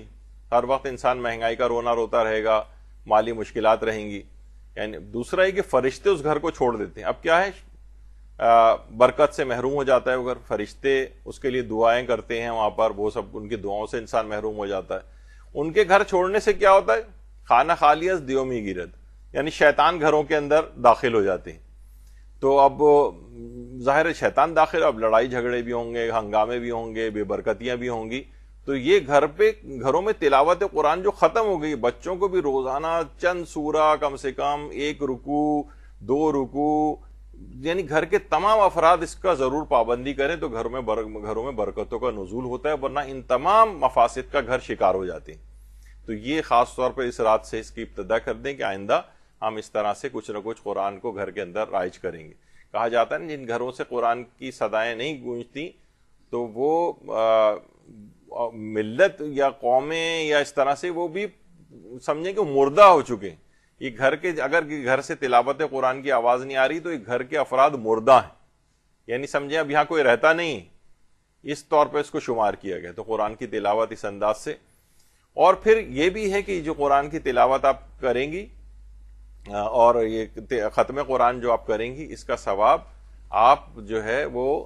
اس طرح سے بھی کر سکتی ہیں کہ پروردگار اس کا ثواب مثلا ہمارے پیارے رسول خدا اور ہمارے حضرت امیر اور حضرت زہرا سلام اللہ علیہ اور امام حسن حسین اللہم صلی علی محمد وعلی محمد اور تمام ہمارے ائمہ اطہار خصوصاً امام زمانہ علیہ السلام، تمام اللہم صلی علی محمد وعلی محمد، تمام انبیاء و مرسلین، شہداء اور صدیقین و صالحین، اولیاء خدا، اسیران کربلا اور شہداء کربلا، ان سب کو پہنچے اور ان کی بارگاہ سے ہمیں جو کچھ عطا ہو وہ حضرت آدم سے لے کر قیامت تک کے تمام مومنوں و مومنات کو ہدیہ کر دیں. تو انشاءاللہ اپنے اگر کوئی رشتہ دار مرحومین ہیں ان کے نام بھی الگ سے آپ لے لیں. تو بہرحال آیت اللہ وحید خراسانی نے اس موضوع پر ایک درس بھی دیا تھا، اس کا کلپ بھی ہم نے لگایا تھا. تو اس میں یہ تھا کہ جس معصوم کے نام بھی اگر آپ قرآن کو ہدیہ کرتے ہیں نا تو اس کا لازمی نتیجہ یہ نکلے گا کہ ان کے ساتھ آپ قیامت میں اٹھائے جائیں گے. تو کتنے، اب اگر 14 معصومین ان سب افراد کے آپ نے نام لے لیے جتنے میں نے ذکر کیے، ان سب کے ساتھ محشور ہونے کے معنی کیا ہیں؟ بس اب بیڑا پار ہے، اب آخرت ہماری جو سنور گئی ہے انشاءاللہ. اور یہ روایات میں اس کا تذکرہ ہے کہ انہی معصوم کے ساتھ اس کو اٹھایا جائے گا. آیت اللہ وحید خراسانی نے اس کو اپنے اس میں بیان کیا ہے. اچھا، پھر اس رات کو جو اور چیزیں آپ کو انجام دینی ہیں وہ ایک تو یہ ہے کہ دیکھیے ہماری زندگیوں میں آپ دیکھیں گے کہ فقہی احکام کا لوگ اتنا زیادہ خیال نہیں کرتے ہیں. پوری نمازیں ضائع ہو جاتی ہیں، روزے باطل ہو جاتے ہیں، گڑبڑیں خمس کے اندر بے تحاشا ہوتی ہیں. تو روزانہ کوشش کریں کہ اس رات سے اس کی ابتدا کر دیں کہ توضیح المسائل کا کچھ نہ کچھ 4 5 6 8 10 مسئلے روزانہ آپ اپنے اس میں بنا کے رکھیں، یا کم سے کم 10 منٹ کا، 20 منٹ کا، 15 منٹ کا کوئی بھی کلپ. اب تو فقہی احکام کے ہیں، آپ کو اس میں اتنا زیادہ غور و فکر نہیں، ایک نچوڑ آپ کو مل جاتا ہے مجتہدین کے فتاوے کا، سمجھ میں بھی بات آ جاتی ہے. روزانہ اپنی ایک عادت بنائیں کہ روزانہ اتنا تو اس میں انشاءاللہ اس راتی سے اس کی ابتدا کریں تو آپ دیکھیں گی کہ بہت بہترین یہ چیز آپ کے لیے ہو جائے گی کہ علم میں مسلسل اضافہ ہوگا، اعمال صحیح ہوتے جائیں گے. پہلے اعمال صحیح ہو جائیں، پھر قبولیت کی بات بھی آئے گی تو صحیح ہو جائیں اعمال. عقائد شیخ عبد الکریم حق شناس، آیت اللہ شیخ عبد الکریم حق شناس، دیکھیے علماء نے بڑے ہمارے عرفاء میں شمار ہوتے ہیں، اور یہ خود بیان کرتے ہیں اپنی والدہ کے متعلق بھی کہ کہہ رہے ہیں کہ میری والدہ جو ہیں وہ بالکل بھی پڑھی لکھی نہیں تھی، حتیٰ کہ حروف کو بھی شناخت نہیں کر سکتی تھی، لیکن قرآن کے اور صحیفہ کاملہ کو روانی کے ساتھ پڑھ سکتی تھی. اور اس کی ایک وجہ بھی تھی، کہتے ہیں کہ والدہ نے ایک خواب دیکھا تھا جس میں حضرت امیر المومنین علیہ الصلوۃ والسلام آئے تھے، اللہم صل علی محمد وعلی محمد، اور انہوں نے کھانے کی کوئی 2 چیزیں دی تھیں، جس میں سے کہا کہ ایک تو مجھ سے ضائع ہو گئی تھی، شیطان نے مجھ سے چھین لی وہ، اور ایک جو تھی ایک کو میں نے اس کو کھا لیا، اور جب اس کے بعد میں اٹھی ہوں تو میں قرآن کو اور صحیفہ کاملہ وغیرہ کو شناخت کر سکتی ہوں، یہاں تک کہ قرآن کی اگر کوئی آیت لکھی جائے اس کے ساتھ عربی میں کوئی جملہ لکھ دیا جائے تو تشخیص کر کے بتا سکتی تھی یہ قرآن ہے اور یہ قرآن نہیں. تو بہرحال دیکھیں ان کی تعلیم یافتہ، بہرحال یہ جو ان کی تربیتوں میں جو پائے ہیں لوگ تربیت، تو وہ آیت اللہ شیخ عبد الکریم حق شناس.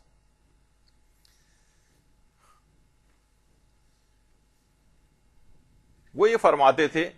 کہ اگر تکامل آپ کو حاصل کرنا ہے اور بہت روحانی معنویت آپ کو حاصل کرنی ہے تو آپ ایک کام یہ کریں کہ روزانہ کی بنیاد پر، کہہ رہے ہیں اتنی زبردست آپ کو توفیقات حاصل ہوں گی کہ روزانہ آپ ایک گناہ چھوڑتے چلے جائیں. یعنی آپ اگر مستجاب الدعوات ہونا چاہتے ہیں اور چاہتے ہیں کوئی بھی آپ کی دعا ایسی نہ ہو کہ جو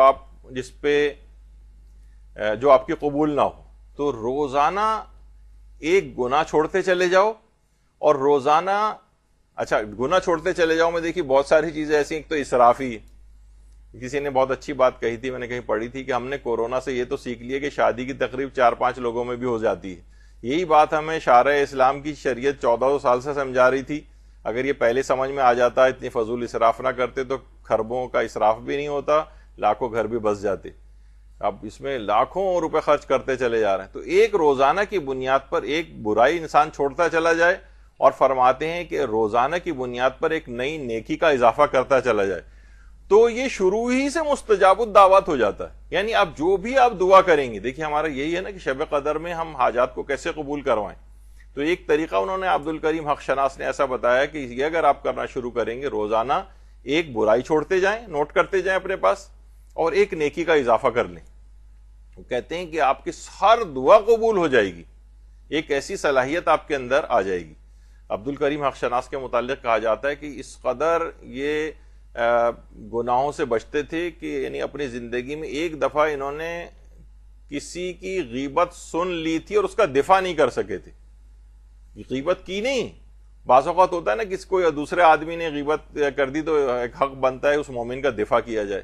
ایسا ماحول تھا کہ دفاع نہیں کر سکے، تو اس جس کی غیبت کی گئی تھی اس کے پاس گئے، اس کے ہاتھ پاؤں چومے اور اس سے درخواست کی کہ مجھے تم معاف کر دو کہ میں کسی جگہ پہ تھا اور وہاں تمہاری غیبت ہوئی اور میں تمہارا دفاع نہیں کر سکا. یعنی اس حد تک، یعنی اور غیبت تو کرنا تو کجا، یعنی سننے میں بھی جان بوجھ کے نہیں سنا تھا بلکہ صرف یہ کہ دفاع نہیں کر سکے. تو یہ بہرحال دیکھیے انسان جو ہے کتنا زیادہ اس کا پھر عادی ہو جاتا ہے ان نیک اعمال کا اور برائیوں سے بچنے کا، تو مستجاب الدعوت بھی ہو جاتا ہے. آیت اللہ شیخ محمد حسن صاحب جواہر الکلام، لیکن ویسے ان کا نام تھا شیخ محمد حسن، صاحب جواہر کہلاتے ہیں. اچھا، اب کچھ طالب علموں سے ان کے استاد نے پوچھا کہ جواہر الکلام کس نے لکھی ہے؟ تو شاگرد کہہ رہا ہے صاحب جواہر نے. تو یہ صاحب جواہر کوئی نام نہیں ہے، یعنی جواہر الکلام ان کی کتاب کا نام ہے، صاحب جواہر کے نام سے مشہور ہے، لیکن اصل نام ہے شیخ محمد حسن. جیسے ہمارے جو پہلے CSS وغیرہ کے امتحان ہوتے تھے، کہا جاتا ہے کہ کسی کو پاس نہیں کرنا ہوتا تھا تو ان سے پوچھتے تھے کہ ٹمبکٹو کا رقبہ بتائیے کتنا ہے. وہ ظاہر ہے کس کو یاد ہوگا مثلا. اور جس کو پاس کرنا ہوتا تو اس سے پوچھتے تھے سکھر بیراج کہاں ہے، وہ کہتا تھا سکھر میں، تو پاس ہو جاتا تھا. تو بہرحال تو اسی طریقے سے صاحب جواہر والا بھی معاملہ ہے کہ یہ نام نہیں ہے بلکہ شیخ محمد حسن. ان کا بھی یہ ہے کہ جو انہوں نے کتاب لکھی ہے جواہر الکلام، جواہر الکلام 43 جلدوں پر مشتمل ہے، 43 جلدیں ہیں، اور یہ استدلالی کتاب ہے، یعنی ہر فقہی مسئلے کے دلائل ہیں. آج کل اخباریوں کا بڑا زور ہو گیا کہ مجتہدین دلائل نقل نہیں کرتے، جاؤ پڑھو ان میں دلائل ہیں، 43 جلدیں پڑھو، سینکڑوں کی تعداد میں علماء نے جو ہے وہ احکامات دین کے دلائل جو ہے وہ نقل کی کتابوں کے اندر. اب کسی کو یہ اگر بتائیں بھی تو اس کی کیا سمجھ میں آنا ہے. 43. تو اب یہ انہوں نے تقریباً 25-30 سال کے عرصے میں یا 40 سال کے عرصے میں اس کتاب کو انہوں نے مکمل کیا تھا، اور اس طرح سے مکمل کیا تھا کہ اس بات کا پورا پروگرامنگ میں رکھا تھا کہ یہ کتاب شب 23 رمضان المبارک کو شب قدر میں مکمل ہو. تو صاحب جواہر نے اس طرح سے اس کتاب کو شب قدر کے اندر مکمل کیا. صاحب جواہر کی ایک بات میں نے شاید پہلے بھی کبھی نقل کی تھی، اس قدر اپنے مشن کے اندر تھے کہ جب یہ کتاب تالیف کر رہے تھے اسی دوران ان کے ایک جوان بیٹے کا انتقال ہو گیا. تدفین صبح کے وقت کسی وقت ہونی تھی، پوری رات یہ اپنے بیٹے کے سرہانے بیٹھے رہے میت کے، اور وہاں بیٹھ کر کتاب جواہر الکلام کو مکمل کرتے رہے. تو آپ سوچیں کتنے یہ علماء انہوں نے آج تک جب یہ دیکھیں، ہم ان کی کتاب دکھا رہے ہیں، ان کی اپنی تصویریں دکھا رہے ہیں کہ دنیا سے گئے ہوئے کتنا طویل عرصہ ان کو گزر گیا ہے. ہم دیکھتے ہیں کہ ہماری زندگی میں ایک صفحہ کہیں لکھا ہوا نظر نہیں آ رہا ہوتا ہے کہ جناب اسلام کی کوئی خدمت کی ایک صفحہ لکھ کر ہی کم سے کم، اور ان کی کتابیں رہتی دنیا تک انشاءاللہ قائم رہیں گی. اور کتنا ان کو پڑھے، یہ بھی مجتہدین جواہر الکلام سے استفادہ کیے بغیر بھی مجتہد نہیں بن سکتا ہے کوئی شخص. تو بہرحال ضرور اس کو پڑھنے پڑتی ہے کتاب ان کی. تو بہرحال جواہر الکلام کی جو اختتام ہے یہ بھی انہوں نے شب قدر پہ کیا. تو یہی بات آیت اللہ سید محمد حسین طباطبائی کے متعلق بھی ہے. آیت اللہ سید محمد حسین طباطبائی نے بھی مسلسل یہ جو اپنی تفسیر المیزان جو لکھی ہے، یہ 20 سال کی محنت شاقہ، 1972 میں غالباً ان کی تفسیر مکمل ہوئی تھی، اور 20 سال کی محنت شاقہ کے بعد انہوں نے یہ تفسیر جو ہے دن و رات کی محنت کے بعد مکمل کی. اور 20 جلدیں ہیں تفسیر المیزان کی عربی میں، اور تقریباً 8000 صفحات پہ مشتمل ہے. اور جو اس کا فارسی ترجمہ ہوا ہے وہ 40 جلدوں میں ہوا ہے اور 16000 صفحات پہ مشتمل ہے وہ. تو آپ دیکھیں کہ یہ اسلام کی ایسی عمدہ ترین تفاسیر، بلکہ صف اول کی تفاسیر کے اندر تفسیر المیزان کا شمار ہوتا ہے. اور اس کے لیے آیت اللہ سید محمد حسین طباطبائی نے مسلسل 20 سال تک اس کو کیا ہے. اور انہوں نے بھی کیا کیا، اپنی کتاب کے اندر بھی لکھا ہے کہ اس طرح سے پروگرامنگ کرتے ہوئے آئے کہ تفسیر المیزان کا جو اختتام ہو وہ شب قدر میں ہو. یعنی جس رات کو انہوں نے مکمل کیا ہے وہ 23ویں شب قدر تھی کہ جس میں اس تفسیر کو مکمل کیا ہے. تو یہ دیکھیں گے آپ، علماء یا تو آغاز کرتے ہیں اپنی ان محنتوں کا، یا اس پر اختتام کرتے ہیں اپنی محنتوں کا، اور اس کے بعد اس کو شب قدر میں بارگاہ خداوندی میں پیش کرتے ہیں، تاکہ اس رات کا اجر و ثواب اپنی پلاننگ میں اس طرح سے رکھنی چاہیے پورے سال کی چیزیں کہ انسان جو ہے وہ شب قدر میں اس کا اختتام کر کے پھر بارگاہ خداوندی میں شب قدر میں ہدیہ پیش کرے اللہ کی بارگاہ میں. تو بہرحال یہ المیزان فی تفسیر القرآن کے نام سے آیت اللہ محمد حسین طباطبائی نے اس انداز سے مکمل کی. لیکن دیکھیے اس قدر بہرحال یہ ان کی کتنی عظیم تفسیر ہے، لیکن بے نفسی کا عالم یہ تھا کہ یہ الٹے ہاتھ پہ تو آیت اللہ محمد حسین طباطبائی ہیں، سیدھے ہاتھ پہ ان کے بھائی حسن الہی طباطبائی. عرفانیات اور بہت سے حوالوں سے بعض علماء کہتے ہیں کہ حسن الہی طباطبائی آیت اللہ محمد حسین طباطبائی سے بھی اوپر کی چیز تھے بعض حوالوں سے. اور یہ آیت اللہ علی آقا قاضی طباطبائی کے شاگردوں میں سے تھے، خاص طور پر ان کے جو یہ بھائی ہیں. کہہ رہے ہیں کہ جب میں نے تفسیر مکمل کی تھی، ابھی پبلش نہیں ہوئی تھی، میرے بھائی نجف میں تھے، یہ ایران میں ہوتے تھے آیت اللہ طباطبائی. ان کے بھائی کا خط وہاں سے آیا اور کہا کہ کیا تم نے کوئی تفسیر المیزان کے نام سے مکمل کی ہے؟ کیونکہ میرے والد، یعنی جو ان دونوں کے والد تھے، ہمارے والد خواب میں میرے آئے ہیں اور کہا ہے مجھ سے کہ تمہارے بھائی محمد حسین طباطبائی نے تفسیر المیزان لکھی ہے لیکن اس کا ثواب مجھے ابھی تک ہدیہ نہیں کیا ہے، تو تم اس کو یہ بات بتاؤ۔ کہہ رہے ہیں کہ میرے علاوہ اس سے بھی کوئی واقف نہیں تھا کہ تفسیر میں نے مکمل کی۔ تو کہہ رہے ہیں کہ اصل بات یہ تھی کہ میں اپنے کام کو اس قابل نہیں سمجھتا تھا، لیکن بہرحال یہ کہ چلو اب والد نے کہا ہے تو آج ہی میں اس تفسیر کا جو ثواب ہے میں اپنے والد کو ہدیہ کرتا ہوں۔ تو بہرحال آپ نے دیکھا کہ شب قدر کے اندر صاحب جواہر نے بھی اپنی کتاب مکمل کی، اسی شب قدر کے اندر آیت اللہ طباطبائی نے تفسیر المیزان کو مکمل کیا، اور ان میں دیکھیں ان دونوں کتابیں ایسی بابرکت کہ یہ پوری دنیا کی صف اول کی تفسیر جو ہے وہ قرار پا گئی۔ صاحب جواہر کی کتاب پڑھے بغیر کوئی شخص مجتہد بننا اس کا مشکل ہے، جب تک کہ اس کے دلائل اور ان سب چیزوں کو نہ دیکھے۔ کوئی مجتہد ایسا نہیں ہوگا جس نے صاحب جواہر کی جواہر الکلام نہ پڑھی ہو۔ اور اب تو انتخاب اچھا، کیونکہ یہ تو کافی ضخیم ہے اور 20 جلدوں میں تو صرف عربی میں ہے، فارسی میں 40 جلدیں ہیں، اردو میں ترجمہ ہوں گے تو اور کتنی، کافی حد تک شاید ترجمہ اس کا ہو گیا ہے، لیکن ایک انتخاب میزان، تفسیر المیزان کے انتخاب کے نام سے بھی اردو میں جو ہے وہ اہم جو اس میں فلسفیانہ بحثیں عام لوگوں کے جو مطلب کی چیزیں ہیں وہ تلخیص کر کے وہ بھی اب آ گئی ہے، تو آپ وہ بھی لے کے پڑھیں۔ اس میں بہت زیادہ دقیق اتنے مطالب نہیں ہیں اور کوئی عام شخص بھی اس کو پڑھ سکتا ہے۔ تو بہرحال یہ کہ دیکھیے جب بھی ہمارے چھٹے امام جعفر صادق علیہ السلام نے فرمایا 2020 میں جب یہ پوسٹ بنائی گئی تھی اس وقت، لیکن آپ کو 2023 آ گیا ہے، فرماتے ہیں جو بھی کوئی شخص عمل کرنا چاہے اسے چاہیے کہ اس پر 1 سال تک کاربند رہے، اس کے بعد اگر چاہے تو اس سے روگردانی کر سکتا ہے۔ اس کی وجہ امام فرماتے ہیں یہ ہے کہ سال میں لیلۃ القدر ہوتی ہے، ہو سکتا ہے وہ عمل اللہ کی پسندیدگی میں آ جائے، یعنی آپ جو بھی سال بھر میں پورا عمل آپ نے شروع کیا ہو اس طرح سے ہو کہ وہ اس میں لیلۃ القدر بھی آئے، جب آپ کرتے کرتے اس رات کو بھی یہ عمل کریں گی تو وہ اللہ کی پسندیدگی کی نگاہ میں آ جائے گا اور پھر آپ کا بیڑا پار ہو جائے گا انشاءاللہ۔ تو بہرحال جو بھی نیک عمل ہو وہ ہم پھر آپ کو یاد دہانی کرا رہے ہیں کہ یا تو آغاز کریں یا اختتام کریں یا اس کو شب قدر میں بھی اس انداز سے جاری رکھیں۔ اقبال الاعمال جو کہ سید ابن طاؤس کی ہے، جس کے متعلق میں نے پچھلی دفعہ بھی بتایا تھا کہ آغا بزرگ طحرانی فرماتے تھے کہ صرف عوام پر احسان نہیں ہے ابن طاؤس کا، بلکہ علماء پر بھی احسان ہے کہ اقبال الاعمال کے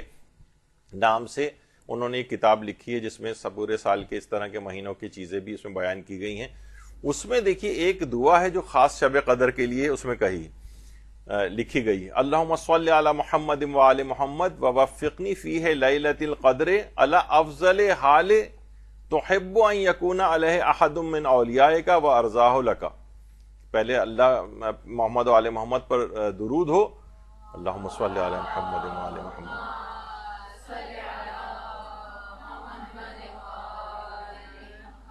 اور اس میں دعا ہے کہ پروردگار مجھے ایسی حالت لیلۃ القدر میں عنایت فرمانا، مجھے ایسی توفیق عطا فرمانا کہ جو اپنے اولیاء کے لیے تو نے سب سے بہتر حالت قرار دی، اور مجھے ان کاموں میں یعنی مشغول رکھ کہ جس میں تو تیری رضا ہو، تیری پسندیدگی ہو۔ یعنی اس رات کو ایسے کام آپ کو اس میں دعا، یعنی الگ سے دعا ہے ماہ رمضان کی کہ شب قدر میں مجھے شب قدر ایسی نصیب فرمانا جیسے تو نے اپنی اولیاء کے لیے مقرر کی۔ یعنی یہ بھی اس رات کو خصوصیت کے ساتھ، یہ ویسے رمضان کی دعاؤں کے اندر ہے لیکن یہ یعنی اس پوری رات آپ اس انداز سے آپ کو گزارنی ہے، یعنی آپ کی دعا یہ رمضان میں شامل حال رہی کہ مجھے افضل حالت، یعنی جو بہترین حالت جس پہ تو نے اپنے اولیاء کو قائم جس پہ تیرے اولیاء قائم رہتے ہیں اس رات، تو وہ مجھے اس حالت کے اندر جس میں تیری پسندیدگی ہو میں پوری رات اس انداز سے گزاروں۔ بانو مجتہدہ بانو نصرت امین، ان کا اکثر بار بار ذکر آتا ہے لیکن ایک آج خاص حوالے سے دوبارہ آ رہا ہے۔ یہ خاتون مجتہدہ تھیں اور یہ ان کا متعلق میں نے بتایا تھا کہ یہ واحد وہ خاتون ہیں کہ عالم اسلام میں جنہوں نے تفسیر قرآن لکھی ہے، مخزن العرفان کے نام سے تفسیر قرآن جن کی ہے۔ تو یہ ان کا اصفہان میں ان کا ایک مقبرہ بھی بنا ہوا ہے، اور ان کا مقبرہ اس انداز سے ڈیزائن کیا گیا ہے کہ وہ چادر کی شکل کا ہے، ایک عورت جس طریقے سے چادر پہنتی ہے اس طرح سے ان کا یہ مقبرہ جو ہے وہ ڈیزائن کیا گیا ہے، اور بہت ہی عارف خاتون تھیں اور بہت ہی مجتہدہ تھیں، اور ان سے یہ بات پوچھی گئی، اور ایک کتاب ہے روش خوشبختی کے نام سے، جو خواہرہ نے یعنی عورتوں کے لیے جو انہوں نے کچھ نصیحتیں کی ہیں. دیکھیے خود بھی خاتون مجتہدہ اور عورتوں کے لحاظ سے ایک نصیحت کرنا، اس کا جو اتنا علم کے اندر بھی اس قدر وسعت رکھتی ہو، تفسیر قرآن جس نے لکھی ہو، درجہ اجتہاد پہ فائز ہو، ایک عارفہ اور عالمہ ہو، تو وہ اس کی نصیحت آپ ہی کی صنف کے اعتبار سے کتنی اہمیت رکھے گی. ان سے پوچھا گیا عورتوں کا آج کل سب سے بڑا جہاد کیا ہے؟ تو انہوں نے جواب میں جملے ارشاد فرمائے کہ اگرچہ یہ چیز مشکل ابتدا کے اندر لگے گی، لیکن اگر عورتیں اس کے اوپر کاربند ہو جائیں تو انشاءاللہ وہ تکامل اور معنویت کے بڑے بڑے مقامات کو حاصل کر سکتی ہیں. وہ یہ ہے کہ جو آسائشیں ہیں اور زیور ہے، کپڑے ہیں اور تجملات ہیں، زینتوں والی چیزیں ہیں، ان میں اگر یہ کمی کریں تو یہ بڑے بڑے مقامات کو حاصل کر سکتی ہیں. دیکھیے خود عورت ہونے کے بہانے بعض اوقات آپ دیکھتی ہیں نا کہ نہیں ہر وقت زیادہ تر دماغوں پہ صرف کپڑے سوار رہتے ہیں، صرف درزیوں کے چکر میں جو ہے وہ لگ رہے ہوتے ہیں، بے تحاشا جوتے ہیں لیکن پھر خریدنے جا رہی ہوتی ہیں، تو یہ چیزیں رکاوٹ بنتی ہیں. دیکھیے کسی حد تک تو میک اپ اور زینت چلیں وہ شوہر کے حوالے سے جو ہے کچھ تاکید ہے، لیکن ہر وقت بس ایک ماڈل اور گڑیا بن کے ہر وقت جو ہے خواتین کے دماغ میں یہ رہے کہ مجھے اس انداز سے رہنا ہے، اور ہر وقت اتنا تیار اور بن ٹھن کے کہ ہر وقت کپڑے زیور تعیشات تجملات اسی کے اندر رہے. کہا کہ دیکھو یہ سب سے بڑا جہاد یہ ہے جس میں ابتدا میں ذرا مشکل آئے گی، سادہ زندگی گزارنا شروع کریں، ان چیزوں سے آہستہ آہستہ اپنے آپ کو ہٹائیں، پھر وہ دیکھیں گی وہ تکامل کی راہوں کو کتنی تیزی کے ساتھ طے کرتی ہیں. یعنی ایک خاتون مجتہدہ نے آپ کے لیے ایک بلکہ کچھ اور چیز نہیں بتائی، ان سے سوال یہ پوچھا گیا تھا کہ آپ یہ بتائیے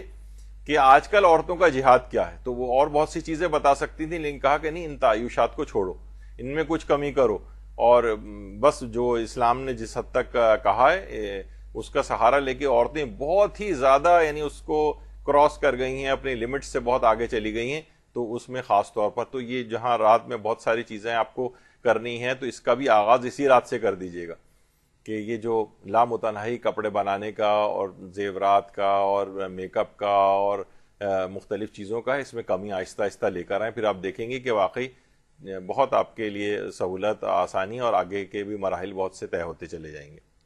یہ بھی کہا جاتا ہے، حضرت امیر نے فرمایا کہ بہترین حیا تمہارا خود اپنے نفس سے حیا کرنا ہے. یعنی اور یہاں تک روایتوں میں کہ خود پیغمبر اکرم صلی اللہ علیہ وآلہ وسلم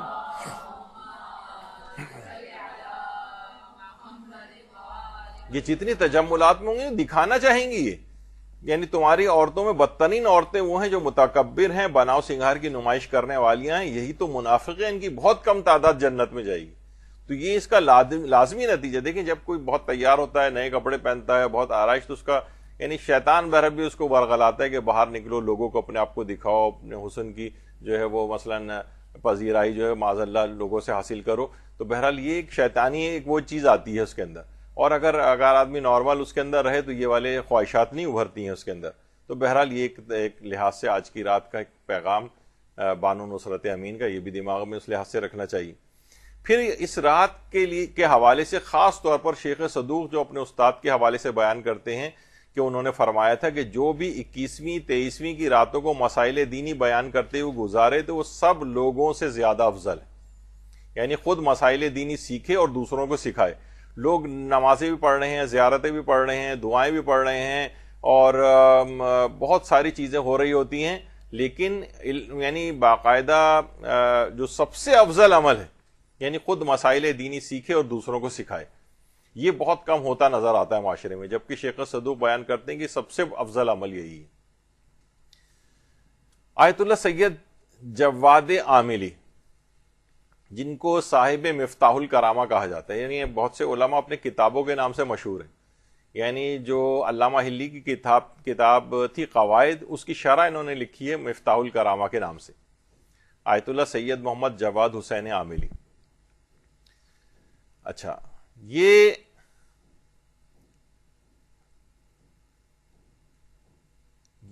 آیت اللہ جواد حسین عاملی یہ ان علماء سے کہا جاتا ہے، یہ ان کم نظیر علماء میں سے ہیں دیکھیے بہت سے علماء کا تعارف بھی ہمیں یوں کرانا پڑتا ہے کہ ان سب کی لوگوں کی چیزیں آنکھوں سے اوجھل ہیں، کہ جن کی اپنی پوری زندگی آخری عمر تک بے تحاشا انہوں نے صرف اور صرف، یا ان کی زندگی کس سے عبارت تھی؟ تحریر سے، تقریر سے، تبلیغ سے، تصنیف سے، تالیف سے، بحث، مباحثہ، مطالعہ، اس کے علاوہ ان کی زندگی میں اور کچھ بھی نہیں تھا. اور حتیٰ کہ کہا جاتا ہے کہ ایام الاعیاد جو ہیں، یعنی عیدوں کے جو دن ہیں، اس میں بھی انہی میں مصروف رہتے تھے، اور شبہائے قدروں میں بھی صرف اسی میں مصروف رہتے تھے. یعنی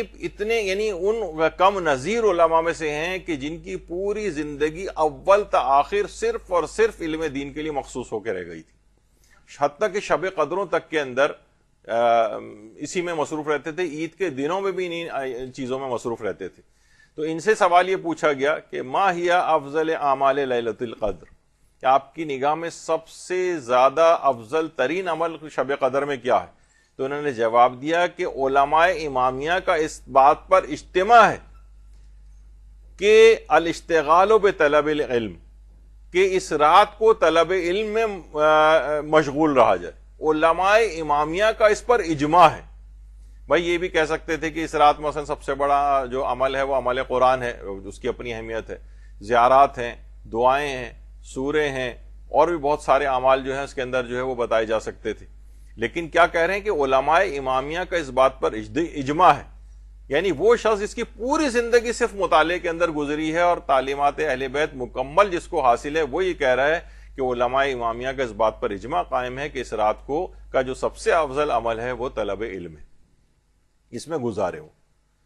اچھا، یہ وہ شخصیت ہے کہ دیکھیے 18 ذی الحجہ سن 1216 ہجری میں دشمنان اہل بیت حجاز سے عراق میں وارد ہوئے تھے. کربلا پہ انہوں نے حملہ کیا تھا اور خیمہ گاہ محلے سے کربلا میں داخل ہوئے تھے، قتل عام کیا تھا، لوگوں کے مال کو لوٹا تھا، اور حرم امام حسین سے قیمتی اشیاء کو بھی لے اڑے تھے وہاں سے. اور اس دن کربلا کے اکثر لوگ ان کی دیرینہ سنت کے تحت عید غدیر منانے نجف میں حرم امام علی گئے ہوئے تھے، اور کربلا میں مزاحمت کے لیے کوئی نہیں تھا. کہا یہ جاتا ہے کئی ہزار لوگوں نے وہاں یہ ہجوم کیا تھا،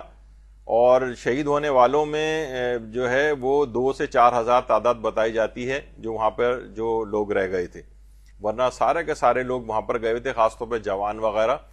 اور اس سانحے میں حرم امام حسین کو بھی بہت زیادہ نقصان پہنچا تھا. یہ ایک تاریخ کا ایک بڑا خطرناک واقعہ ہے. یعنی اس میں کربلا کے شہر کے باشندوں اور زائرین حسینی کا بھی قتل عام کیا گیا تھا، حائر حسینی کو منہدم کیا گیا تھا، اور اموال لوٹ لیے گئے تھے. تو بہرحال اچھا، اب وہاں پر یہ بات کیوں ان کے ذکر میں آئی شیخ سید محمد جواد عاملی کی ذکر میں؟ کہ اس وقت وہاں پر 2 یہ بزرگ علماء اس موقع پر موجود تھے جنہوں نے اپنی آنکھوں سے اس واقعے کو دیکھا. آیت اللہ محسن امین عاملی نے جو ان کی کتاب اعیان الشیعہ ہے اس میں بات لکھی کہ 2 یہ بزرگ علماء وہاں پر موجود تھے جنہوں نے وہاں پر دفاع کیا تھا. ان میں ایک تو آیت اللہ شیخ جعفر آل کاشف الغطا، یہ وہاں پر موجود تھے. انہوں نے کچھ افراد کے ساتھ جتنا ان سے ممکن ہو سکا دفاع کیا تھا، اور یہ شیخ جعفر آل کاشف الغطا ان کی قبر نجف اشرف میں ہے. اور دوسرا آیت اللہ سید محمد جواد عاملی، انہوں نے دفاع کیا تھا. تو اتنی عظیم یہ شخصیات ہیں بہرحال، اور یہ فرما رہے ہیں کہ اس رات کا سب سے افضل عمل اجماع امامیہ علماء امامیہ ہے کہ یہ سب سے بڑا عمل اس رات کو تحصیل علم دین ہے. یعنی خود بھی علم دین حاصل کریں، اور اس میں بھی یہ ہے کہ علم دین بھی ظاہر ہے بہت وسیع ہے، لیکن اس میں بھی مسائل فقہ اور خدائی احکام جو ہیں آپ کے اوپر، ان کو آپ حاصل کریں اور دوسروں تک بھی اس کو پہنچائیں. پچھلی جو دروس ہوئے تھے ہمارے، اس میں ہم نے آپ کو یہ بتایا تھا کہ ہم اس میں خاص طور پر ابھی سے اس کی تیاری مدرسہ شروع کرتا ہے کہ مسلسل اس کے اندر مسائل فقہ کے بنچ جو ہیں ہم فیس بک پہ بھی اپلوڈ کریں گے، اور واٹس ایپ اور دیگر جتنے بھی پیجز ان کے چل رہے ہیں ان پہ شیئر کریں گے. آپ کو کام صرف یہ کرنا ہے کہ صرف ایک معمولی سی انگلی کو جنبش دینی ہے ان کو شیئر کرنے کے لیے. اتنا تو انسان آدمی کر ہی سکتا ہے نا، دوسروں کے کیا ہوا کام اتنا سے بھی اگر نہ کر سکے تو اس میں یہ کہ اس رات کو علوم دین کے پھیلانے میں، مسائل فقہ کو پھیلانے میں آپ جو افضل ترین عمل ہے اس میں آپ شریک ہو جائیں گے، اور خود سے جو کر سکیں اس میں اس رات کو بہرحال کریں. اسی طریقے سے آیت اللہ سید عبد الاعلی سبزواری، یہ خود بہت زبردست ایک ان کی شخصیت تھی. اور آیت اللہ سید عبد الاعلی سبزواری یہ حرم امیر المومنین میں دفن آخری عمر میں، یعنی کہ روتے بہت زیادہ تھے، گریا کرتے تھے، ان کی آنکھیں بھی ختم ہو گئی تھیں، اور آیت اللہ خوئی کے انتقال کے بعد مرجعیت تقریباً 1 سال کے لیے ان کے پاس آئی تھی، پھر 1 سال کے اندر ہی ان کا انتقال ہو گیا تھا۔ ان کی جو تفسیر مواہب القرآن جو ہے وہ بہت ہی زبردست تفسیر شمار ہوتی، تو ان کے جو فقہی احکام ہیں ان سے بھی ایک سوال پوچھا گیا۔ سوال یہ پوچھا گیا کہ یہ جو رمضان المبارک میں جو شب قدریں آتی ہیں، یہ ایک تو کون سی ہیں اور ان میں افضل اعمال کیا ہیں؟ تو آیت اللہ سید عبداللہ سبزواری نے یہ بات ارشاد فرمائی کہ اس میں ظن یہی ہے کہ یہ 23ویں شب جو ہے یہی شب قدر ہے، البتہ اس کو آخری عشرے کی جو راتوں میں تلاش کرنا چاہیے، اور اس میں جو افضل ترین جو اعمال ہیں اس میں طلب الفقہ اور معرف پروردگار، یعنی اور بھی اللہ کی معرفت والی چیزیں وہ بھی انسان اس رات میں حاصل کرے، جس طریقے سے اس رات میں طلب عافیت کی جاتی۔ یعنی پیغمبر اکرم سے بھی جب یہ سوال پوچھا تھا نا، کسی نے، روایت میں آتا ہے کہ ہم شب قدر میں کیا مانگیں، تو آپ نے فرمایا خدا سے صحت اور عافیت مانگو، یعنی اس رات کو صحت بھی مانگنی چاہیے، عافیت بھی مانگنی چاہیے۔ تو آیت اللہ عبداللہ سبزواری فرماتے ہیں کہ اس میں سب سے افضل اعمال میں یہ ہے کہ انسان فقہی احکام کو حاصل کرے یا اور معرف پروردگار کو حاصل کرے، جس طریقے سے اور چیزوں کو حاصل طلب وہ کر رہا ہے نا، صحت کو اور عافیت کو، اسی طریقے سے اس رات میں فقہی احکام کو بھی حاصل کرے۔ اچھا اب دیکھیے یہ جو شب قدر ہے، چھٹے امام ہمارے امام جعفر صادق علیہ السلام فرماتے ہیں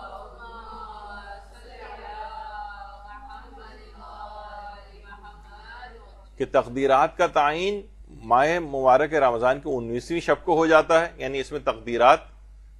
لکھی جاتی ہیں، اس کی تائید جو ہے 21ویں شب میں ہوتی ہے، اور اس پر فائنل دستخط جو ہیں وہ 23ویں شب میں ہوتے ہیں۔ تو بہرحال یعنی یہ تقدیرات لکھی جائیں گی کہ پورے سال آپ کے ساتھ کیا ہوگا۔ تو بہرحال اس رات کو بھرپور طریقے سے گزاریں، کیونکہ ذرا اس سے پہلے جو ایک ڈرافٹ تیار ہو رہا ہے پورے سال کی تقدیر کا آپ کی، وہ اسی شب 19 کے اندر تیار ہو رہا ہے، پھر اس میں تائید ہوگی 21ویں میں، اور 23ویں میں فائنل دستخط ہو جائیں گے۔ آپ کو پتہ ہے جب فائل ایک دفعہ کلوز ہو جاتی ہے اور اس پہ فائنل آرڈرز ہو جاتے ہیں تو بعد میں اس کو بدلوانا کتنا مشکل ہوتا ہے۔ تو یہ ابھی آپ کے پاس 3 راتیں ہیں اور پورے سال کی چیزیں اس کے اندر لکھی جانے والی۔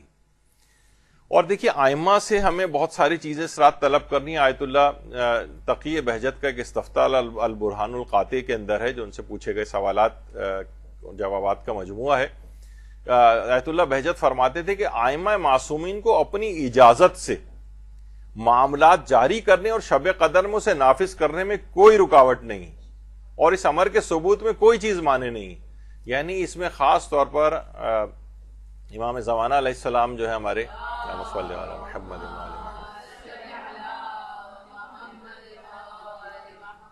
فائنل ان کے پاس ہی آئے گی دستخط کے لیے ہماری فائل، جو تقدیرات لکھی جائیں گی۔ فرشتے جبریل امین یا روح القدس ان کے پاس لے کر آئیں گے اس تمام احکامات کو، جو تنزل الملائکۃ والروح، یہ آئیں گے تمام احکامات کو لے کر، اور پھر فائنل دستخط ان سے ہوں گے۔ پھر ائمہ کی اپنی اجازت سے، انہوں نے کہا ہے یعنی ان کے اپنے اذن سے، یعنی اللہ نے ان کو اذن دیا ہے کہ وہ معاملات کو جاری کرنے میں اور شب قدر میں اسے نافذ کرنے میں کوئی رکاوٹ نہیں ہے ان کے پاس، یعنی اللہ نے ان کو اتنی پاورز دی۔ جیسے کہ امام خمینی نے لکھا ہے اپنی کتاب آداب الصلاۃ میں، کیونکہ شب قدر ولی کامل کی مکمل توجہ کی رات ہے، اور یہ اس کی ملکوتی سلطنت کے ظہور کی رات ہے، اور ہر ظہور، اور یہ جو ظہور ہے ہر زمانے کے امام اور ہر زمانے کے قطب جو اس دور میں ہمارے امام و مولا حضرت حجت ابن الحسن عسکری کے لیے ہے،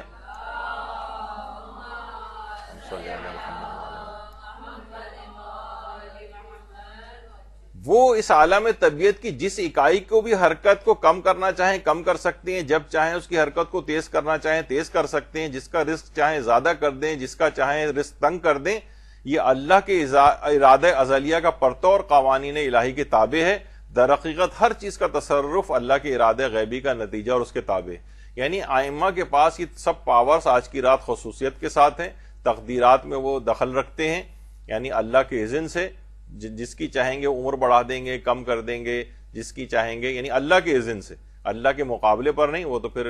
شرک ہو جاتا ہے اگر اللہ کے مقابلے پر انسان سوچے۔ اللہ کی نے ان کو یہ اجازت اور پاورز دی ہیں کہ اللہ کی اجازت سے اس کام کو وہ کر سکتے ہیں۔ تو بہرحال یہ امام زمانہ کا اس طرح سے کائنات پر تصرف ہے، تو ان ہستیوں کو اس رات کو ان سے توسل خاص طور پر اختیار کرنا کہ یہ بارگاہ خداوندی میں جس قدر بڑا مقام رکھتے ہیں، ہر چیز آپ کے لیے کروا سکتے ہیں۔ آج کی رات خود سے بھی اللہ کے اذن سے بہت ساری چیزیں یہ آپ کے لیے کر سکتے ہیں۔ تو بہرحال ان سے خصوصیت ابھی ہم آگے چل کر اس کا ذکر کریں گے۔ آیت اللہ شیخ محمد علی گرامی یہ زندہ مجتہدین میں سے ایک ہیں، اور یہ خاص طور پر استخارے کے سلسلے میں بڑے مشہور، جو بہت سے علماء ہیں وہ استخارے میں بہت زیادہ شہرت رکھتے ہیں۔ تو ان کے پاس اس قدر ان کی وہ ہے شہرت اس سلسلے میں کہ لوگ ان کے پاس کبھی آتے بھی ہیں کہ آغا اب نیت نہیں بتاتے، استخارہ دیکھ دیں، تو استخارہ دیکھ کے کہتے ہیں یہ شادی کرنا صحیح نہیں ہے، وہ جبکہ اس نے پوچھا بھی نہیں ہوتا، یعنی کہ اس نے بتائی نہیں ہوتی میری نیت کیا ہے۔ کہا کہ آغا استخارہ دیکھ دیں، کہا یہ کاروبار کرنا صحیح نہیں، کہا کہ استخارہ دیکھ دیں، کہا یہ مکان لینا تمہارے لیے صحیح نہیں ہے۔ لوگ بھی حیران رہ جاتے ہیں استخارے کے اندر اتنا۔ تو بہرحال یہ حتیٰ کہ ٹیلی فون کے اوپر بھی استخارہ جو ہے وہ دیکھتے ہیں۔ اب مجھے ڈر ہے کہ ان کے پاس کئی لاکھ فون اس درس کو اپلوڈ ہونے کے بعد نہ پہنچنے لگے استخارے کے لیے۔ تو بہرحال تو اسی طریقے سے ایک مومن ان کے پاس ان کی شہرت سن کر آسٹریلیا سے آیا، مولانا محمد رضا جان کاظمی، جو علامہ جان علی شاہ کاظمی کے بیٹے، انہوں نے بھی اس واقعے کو پڑھا ہے اور بہت زیادہ ان کا وائرل بھی ہوا تھا۔ تو ایک آدمی ان کے پاس آیا اور کہا کہ اس طرح کی تو بہت ہم لوگ سنتے ہیں، تو میں ان کا امتحان لوں گا جا کر۔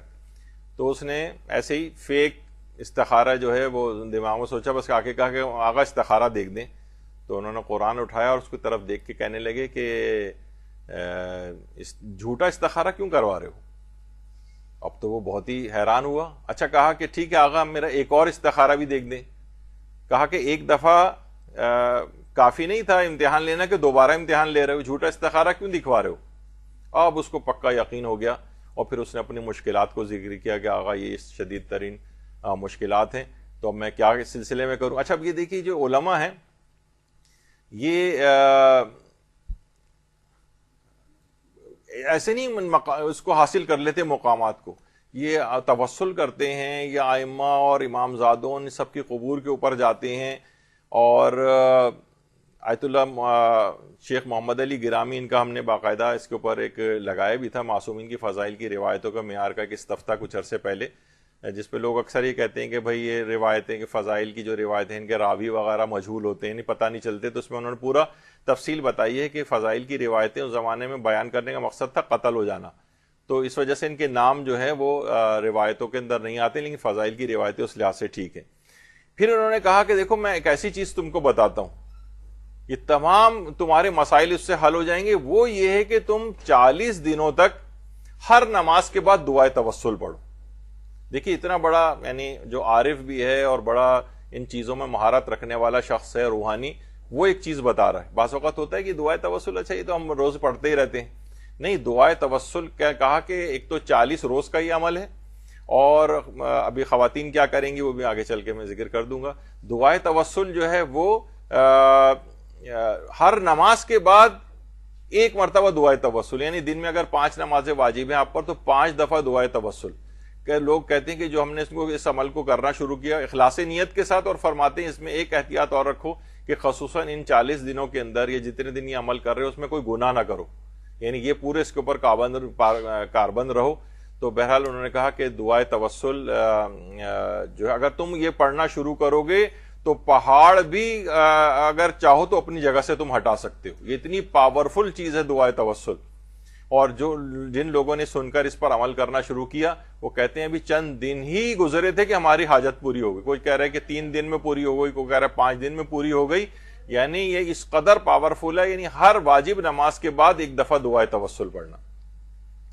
تو دیکھیے یہ علماء جو ہیں اس انداز سے ان چیزوں کو بتاتے ہیں، اپنی پوری زندگی کی جو نچوڑ ہے مطالعے کا، علماء کے ساتھ رہنے کا، ان کی اپنی گیدرنگز ہوتی ہیں، اس میں لوگ تجربات اپنے شیئر کرتے ہیں بڑے بڑے علماء، تو انہوں نے اس کا ایک نچوڑ آپ کی خدمت میں پیش کیا۔ تو اس رات کو جو ہے دعائے توسل بھی خاص طور پر، اگر آپ 2 نمازیں واجب پڑھیں گی مغرب اور عشاء تو 2 دعائے توسل آج سے ہی اس کی ابتدا کر سکتی ہیں آپ۔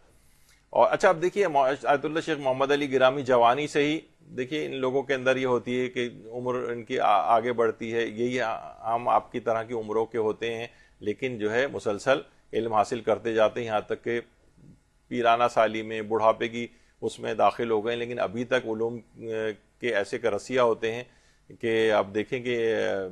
یہ آیت اللہ شیخ محمد علی گرامی اور بڑے بڑے علماء میں اب ان کا شمار آپ دیکھیں، سب آیت اللہ نوری حمدانی بیٹھے ہوئے لیفٹ پہ، اور پھر اس کے بعد پھر آیت اللہ جعفر سبحانی ہیں، ناصر مکارم ہیں، اور پھر یہ محمد علی گرامی ہیں، پھر آیت اللہ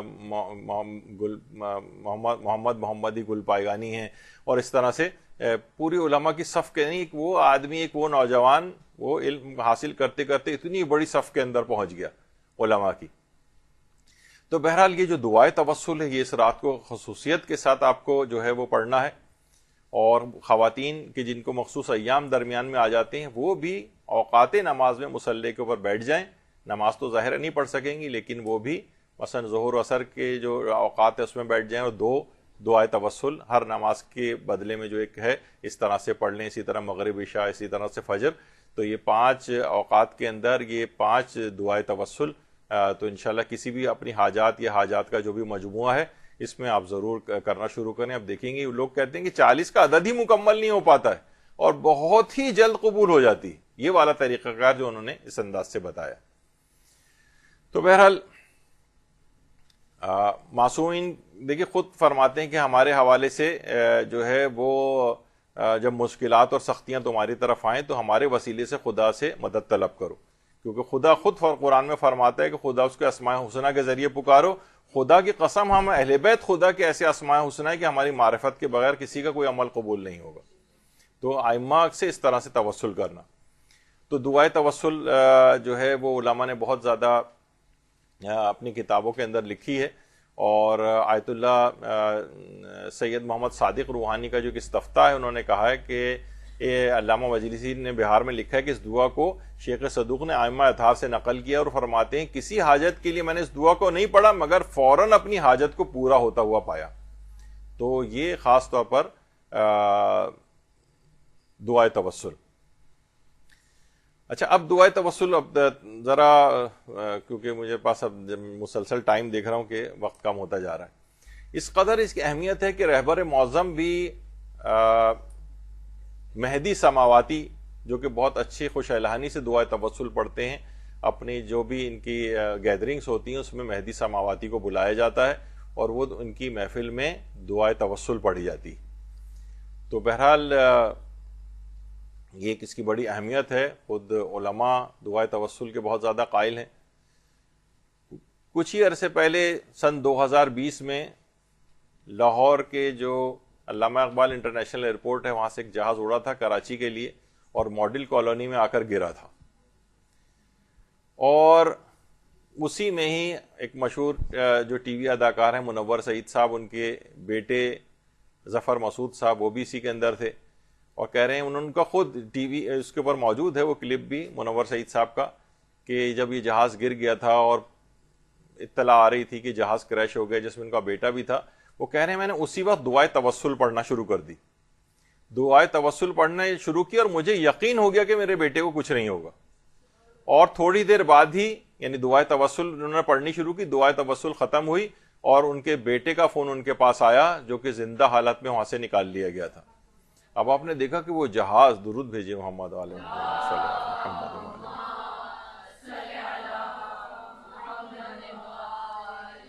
تو ظفر مسعود صاحب بھی آج بھی ان کے کتنے ٹی وی انٹرویوز بھی آ چکے ہیں، اور خود منور سعید صاحب کے بھی اگر آپ دیکھیں تو دعائے توسل یعنی اس بات کی زیادہ اس لحاظ سے شہرت نہیں ہوئی، لوگ سوچتے ہیں چلو عام سی بات ہے دعا پڑھ رہے تھے، نہیں، اس کے بڑے زبردست قسم کے اثرات اور ایسے معجزات ہیں کہ انسان واقعتاً حیران رہ جائے کہ کس طرح سے یہ چیزیں ہوتی ہیں۔ آیت اللہ محمد علی شاہ آبادی جو کہ امام خمینی کے بھی عرفانیت کے اساتذہ میں سے تھے، اور امام خمینی جوانی کے زمانے سے ان کے پاس جایا کرتے تھے کسب فیض کے لیے، علم حاصل کرنے کے لیے، تو وہ یہ فرماتے تھے کہ دعائے توسل کو اگر تم روزانہ پڑھنا شروع کرو گے تو روزانہ تمہاری زندگی میں ایسے نئی نئی خوشگوار تبدیلیاں تم دیکھو گے، ایک نئے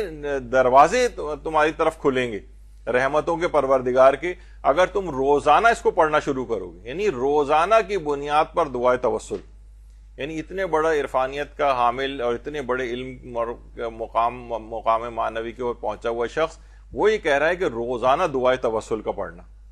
یعنی آپ کو روزانہ کی یعنی ایک تو یہ ہوتا ہے کہ ہم شب بود یا مثلا شب جمعہ یا اس طرح سے ہم پڑھ رہے ہوتے ہیں، کہتے ہیں نہیں روزانہ دعائے توسل، تو اس کا بھی آغاز اسی رات سے ہی ہو جانا چاہیے۔ اور آیت اللہ محمد علی شاہ آبادی جو ابھی جن کے امام خمینی کے جو استاد تھی، یہ ان کے بیٹے ہیں، خیر ان کی تصویر اس میں لگا دی گئی لیکن یہ ان کے والدی کے مثلا جملے ہیں، وہ کہتے تھے کہ یہ جو دعائے توسل ہے یہ ہر رکاوٹ اور پریشانی جو آپ کی زندگیوں میں آئی ہوتی ہے نا اس کی چابی ہے، یعنی دعائے توسل پڑھ کے اس قفل کے اندر چابی لگا کے کھول لیں اس کو تو، اور پھر فرماتے تھے کہ یہ انسان کے ایمان میں بھی اضافہ کرتی جاتی ہے، یعنی فقط یہ نہیں کہ اس سے ہماری حاجتیں جو صرف قبول ہو جائیں، وہ کہتے ہیں ایمان میں بھی روز افزوں اضافہ ہوتا ہے انسان کے مونس ہے تنہائی کے اوقات میں بھی۔ اور بہرحال یہ بہت یعنی زبردست مجرب ایک دعا ہے دعائے توسل، اس کو اپنی زندگیوں میں اس کے مقام اور مرتبے کو جانچتے ہوئے سمجھتے ہوئے اس کو رائج کرنا چاہیے۔ یا وجیہن عند اللہ اشفع لنا عند اللہ، یعنی ائمہ کے لیے یہ بات خاص طور پر اچھا جو شیخ عباس قمی صاحب مفاتیح الجنان ہیں انہوں نے کہا ہے کہ یہ جو دعائے توسل ہے یہ البلد الامین جو کتاب ہے علامہ کفمی کی، اس میں انہوں نے ایک طویل دعائے فرج کے نام سے نقل کی ہے۔ ایک تو دعائے فرج الہی عظم البلاء والی وہ نہیں، بلکہ ایک طویل دعائے فرج انہوں نے البلد الامین کتاب کے اندر نقل کی، اس کے ذیل میں اس دعائے توسل کو لکھا ہے انہوں نے۔ اور یہ بھی امام خمینی کے استاد تھے المراقبات، آیت اللہ جواد ملکی تبریزی جن کی کتاب المراقبات ہے، اس میں انہوں نے کہا ہے کہ دیکھیے ہر ویسے تو ائمہ، یہ آواز اس کی کچھ ہو گئی، کسی کو نیچے جا کے کہہ دیں کہ آواز تھوڑی خراب ہو گئی اوپر تو وہ اس کو صحیح کر دیں۔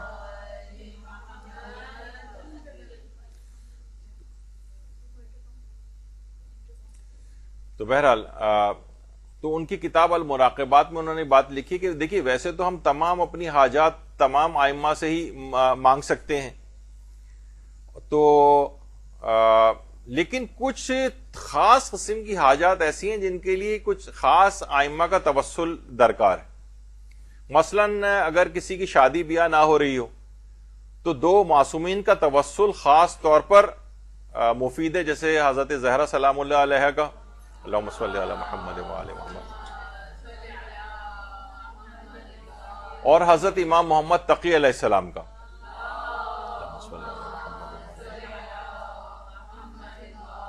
اچھا اب اگر کسی شخص کو بہت زیادہ مثلا کوئی ظالم تنگ کر رہا ہے، کوئی ستمگر اس کو پریشان کر رہا ہے، تو حضرت امیر المومنین علیہ السلام کا توسل وہ بہت مفید ہے۔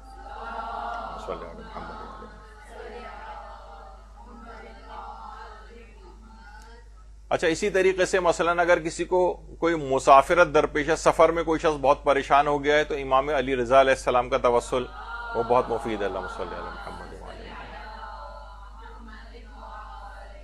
اسی طریقے سے امور آخرت میں اگر کسی چیز کے لیے کسی شخص کے پاس کوئی حاجات ہیں تو امام حسن عسکری علیہ السلام کا توسل بہت زیادہ ہے، اللہم صلی علی محمد وآل۔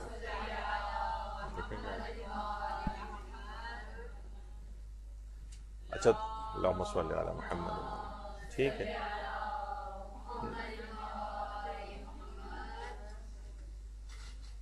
میرا خیال ہے اسی کو کم کر دو، ہاں بس ٹھیک، آواز آ رہی ہے؟ ٹھیک۔ تو ویسے اچھا اس کے علاوہ یہ کہ جو بحیثیت مجموعی تمام اگر ہم دیکھیں جو دعائیں اور ہماری حاجات ہیں اس میں پیغمبر اکرم اور خاص طور پر امام زمانہ علیہ السلام یہ تو تمام حاجات ہی میں ان کا توسل بہت زیادہ فائدہ مند ہوتا ہے۔ درود بھیجیے محمد و آل محمد۔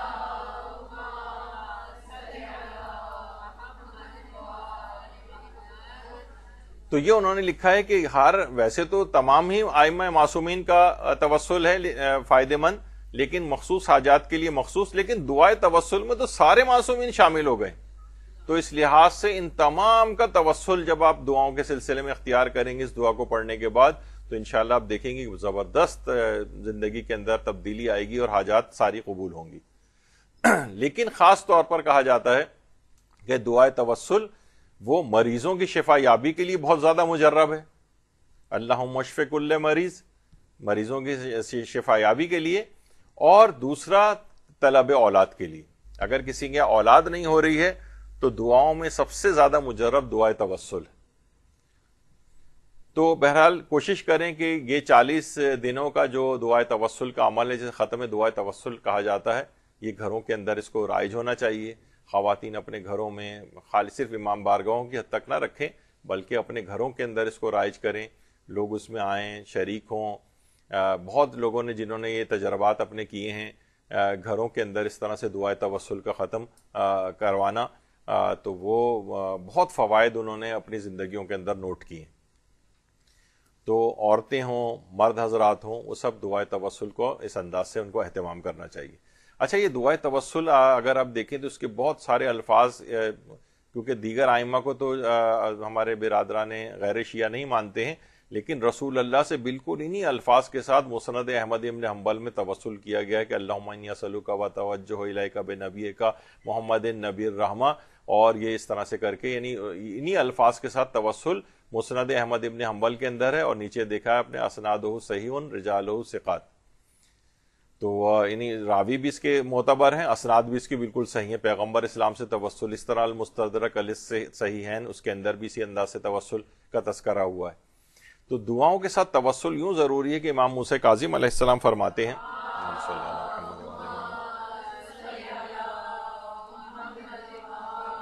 کہ جب بھی تمہیں کوئی حاجت درپیش ہو اس طرح سے کہو، اے اللہ میں تجھ سے حضرات محمد و آل محمد کے حق کا واسطہ دے کر سوال کرتا ہوں، کیونکہ تیرے نزدیک ان کی بالا سے بالا شان ہے۔ تو یہ تمام معصومین سے توسل، اسی کو ہی تو دعائے توسل کہا جاتا ہے، جو جب اس میں ایک ایک معصوم کا الگ الگ نام لے کے ہم جو ہے اس کو پکارتے ہیں۔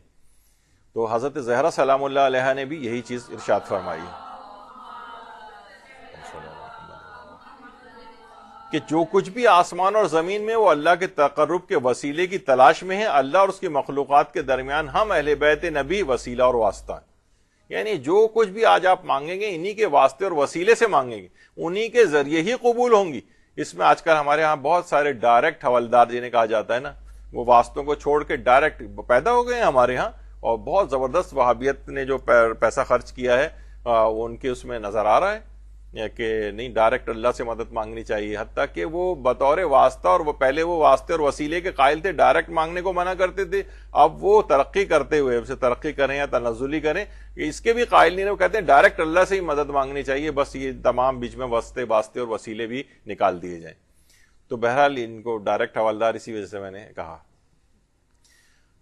معجزہ قرار دیتے ہیں رہبر معظم دعائے توسل کو اور استغفار کو رد بلا کے لیے، یعنی کہتے ہیں کہ معجزے کی طرح، یعنی واقعی آپ حیران ہوں گے کہ اس طرح سے یہ چیز ہوتی ہے۔ تو بہرحال یہ ان تمام واسطوں اور وسیلوں کا خود چوتھے امام نے بھی تذکرہ کیا، لیکن وقت بہت کم ہے، اس وجہ سے تیزی کے ساتھ آگے بڑھ رہا ہوں۔ آیت اللہ رضا بہودینی فرماتے ہیں جس درخواست پر حضرت سیدہ دستخط فرما دیں گویا رسول اللہ اور دیگر معصومین کی بھی دستخط ہو گئے اور وہ دعا قبول ہو گئی، اور اس میں کوئی کلام نہیں۔ تو حضرت زہرا سے خاص طور پہ توسل وہ اس رات کو ضرور کیا جائے، 530 مرتبہ اللہم صلی علی فاطمہ و ابیہا و بعلہا و بنیہا بعدد ما احاط بہ علمک۔ اس کو اگر پڑھنے کے بعد پھر جو بھی آپ دعا مانگیں گی 530 دفعہ ایک تسبیح کا کاؤنٹر لے کے، پھر انشاءاللہ آپ دیکھیں گی بس حضرت زہرا کی بس اگر رضامندی ہو گئی تو بس سمجھیں ساری چیزیں بیڑا پار ہو جائے گا آپ کا۔ اور ابھی آگے چل کے اس پہ ہم ایک بہت اہم ایک ذکر بھی کریں گے۔ عارف و کمال کے نام سے ایک کتاب ہے جو آیت اللہ محمد رضا نیکو نام نے جو لکھی۔ ہمارے دیکھیں کتنے علماء اس طرح کے، یعنی میں ان کے متعلق جب ظاہر یہاں بیان کرنا تھا، میں نے دیکھا ان کے متعلق پڑھنے کا، ایک تو زندہ علماء میں سے ہیں ماشاءاللہ، 800 کتابیں کے مصنف اور مؤلف، 800 کتابیں انہوں نے لکھی، اور اس میں انہوں نے آیت اللہ محمد علی شاہ آبادی جو امام خمینی کے استاد تھے ان کے حوالے سے ایک چیز لکھی ہے کہ اگر حضرت زہرا کو اس طور پر توسل کر کے اس جملے کے ساتھ پکارا جائے تو فوراً مدد آتی، الہی با عصمت فاطمہ علیہ السلام، بنور فاطمہ سلام اللہ علیہ، بشرف فاطمہ سلام اللہ علیہ، اگر یہ اس طرح سے اس کو پڑھیں، الہی با عصمت فاطمہ بنور فاطمہ بشرف فاطمہ سلام اللہ علیہ، تو فوراً آپ کی دعا قبول ہو جاتی۔ اچھا اللہم صلی علی محمد و آل محمد، بالکل ایک پرسنل آپ کے پاس اپنا ایک ذاتی تجربہ میں شیئر کروں. پرسوں یہ میری بڑی زبردست قسم کی ایسی طبیعت خراب ہوئی کہ مجھے لگا کہ بس مجھے اسی وقت ہاسپٹل چلے جانا چاہیے، اور فوراً دماغ میں خیال آیا کہ کل پرسوں کل درس ہونے والا ہے. پہلے دماغ میں خیال یہی آیا کہ یہ کیسے ہوگا، فوراً آگے کی انسان چیزیں سوچنے لگتا ہے نا. اور تو ظاہر ہے جب گھبراہٹ آدمی کو اتنی زبردست ہو جاتی ہے، کوئی ایسی شدید تکلیف ہو جاتی ہے تو اس کو سمجھ میں بھی نہیں آتا. اسی وقت دماغ میں یہ آیت اللہ محمد رضا نکو نام نے جو یہ لکھا ہے الہی با عصمت فاطمہ بنور فاطمہ و شرف فاطمہ، یہ صرف میں نے پڑھا ہے اور 5 منٹ کے اندر بالکل طبیعت ٹھیک ہو گئی. اللہم صلی علی محمد. حضرت زہرا کا توسل اتنی جلدی کام دکھاتا ہے، اس قدر جلدی اثر پذیری رکھتا ہے. بس انسان اعتقاد کے ساتھ، اور واقعتاً جس وقت انسان شدید تکلیف کے عالم میں ہو اس وقت کا توسل کی دل کی کیفیت بھی ایک الگ ہوتی ہے. لیکن یعنی 5 منٹ بھی شاید میں نے زیادہ کہہ دیے، اس کا ایک ایسا حل اور طریقہ دماغ کے اندر آیا اس چیز سے نکلنے کا کہ ٹھیک 5 منٹ بعد میں ٹھیک ہو چکا تھا. تو بہرحال یعنی اس سے پہلے اس قدر تھی طبیعت خراب بہت دیر سے کہ لگ رہا تھا کہ ہسپتال جانا ہی پڑ جائے گا. تو بس یہ واقعتاً ان توسل کے ایسے معجزے جو ہیں وہ ظاہر ہوتے ہیں تو عارف و کمال کے اندر. تو بہرحال یا فاطمۃ الزہرا بنت محمد یا قرۃ عین الرسول یا سیدتنا و مولاتنا انا توجہنا واستشفعنا وتوسلنا بک الی اللہ وقدمناک بین یدی حاجاتنا یا وجیحۃ عند اللہ اشفع لنا عند اللہ. بس یہ دعا توسل کے اندر جب حضرت زہرا کا بھی آئے گا خصوصیت کے ساتھ، آپ اپنی تمام حاجات کو دماغ میں رکھتے ہوئے ان جملوں کو جب ادا کریں گی تو آپ دیکھیں گے کیسے وہ حاجت قبول نہیں ہوگی. اور روایات میں بھی ملتا ہے کہ خود ہمارے 5ویں امام محمد باقر علیہ السلام علیہ وسلم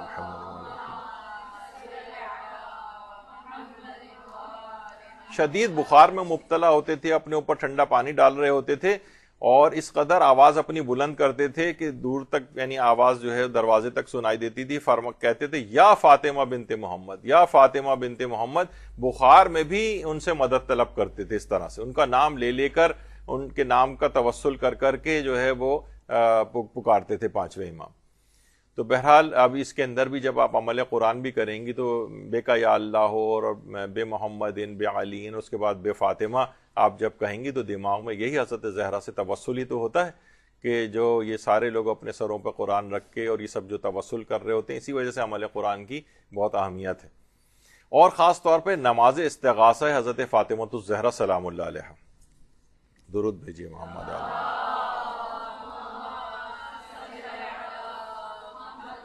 یہ بھی اس رات کو علی الخصوص آپ پڑھیں نماز استغاثہ جو ہے. اور یہ نماز استغاثہ جو ہے علامہ تبرسی نے مکارم الاخلاق کے اندر لکھی ہے،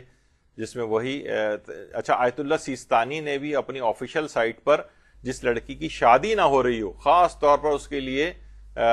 2 نمازیں اس طرح کی ذکر کی ہیں.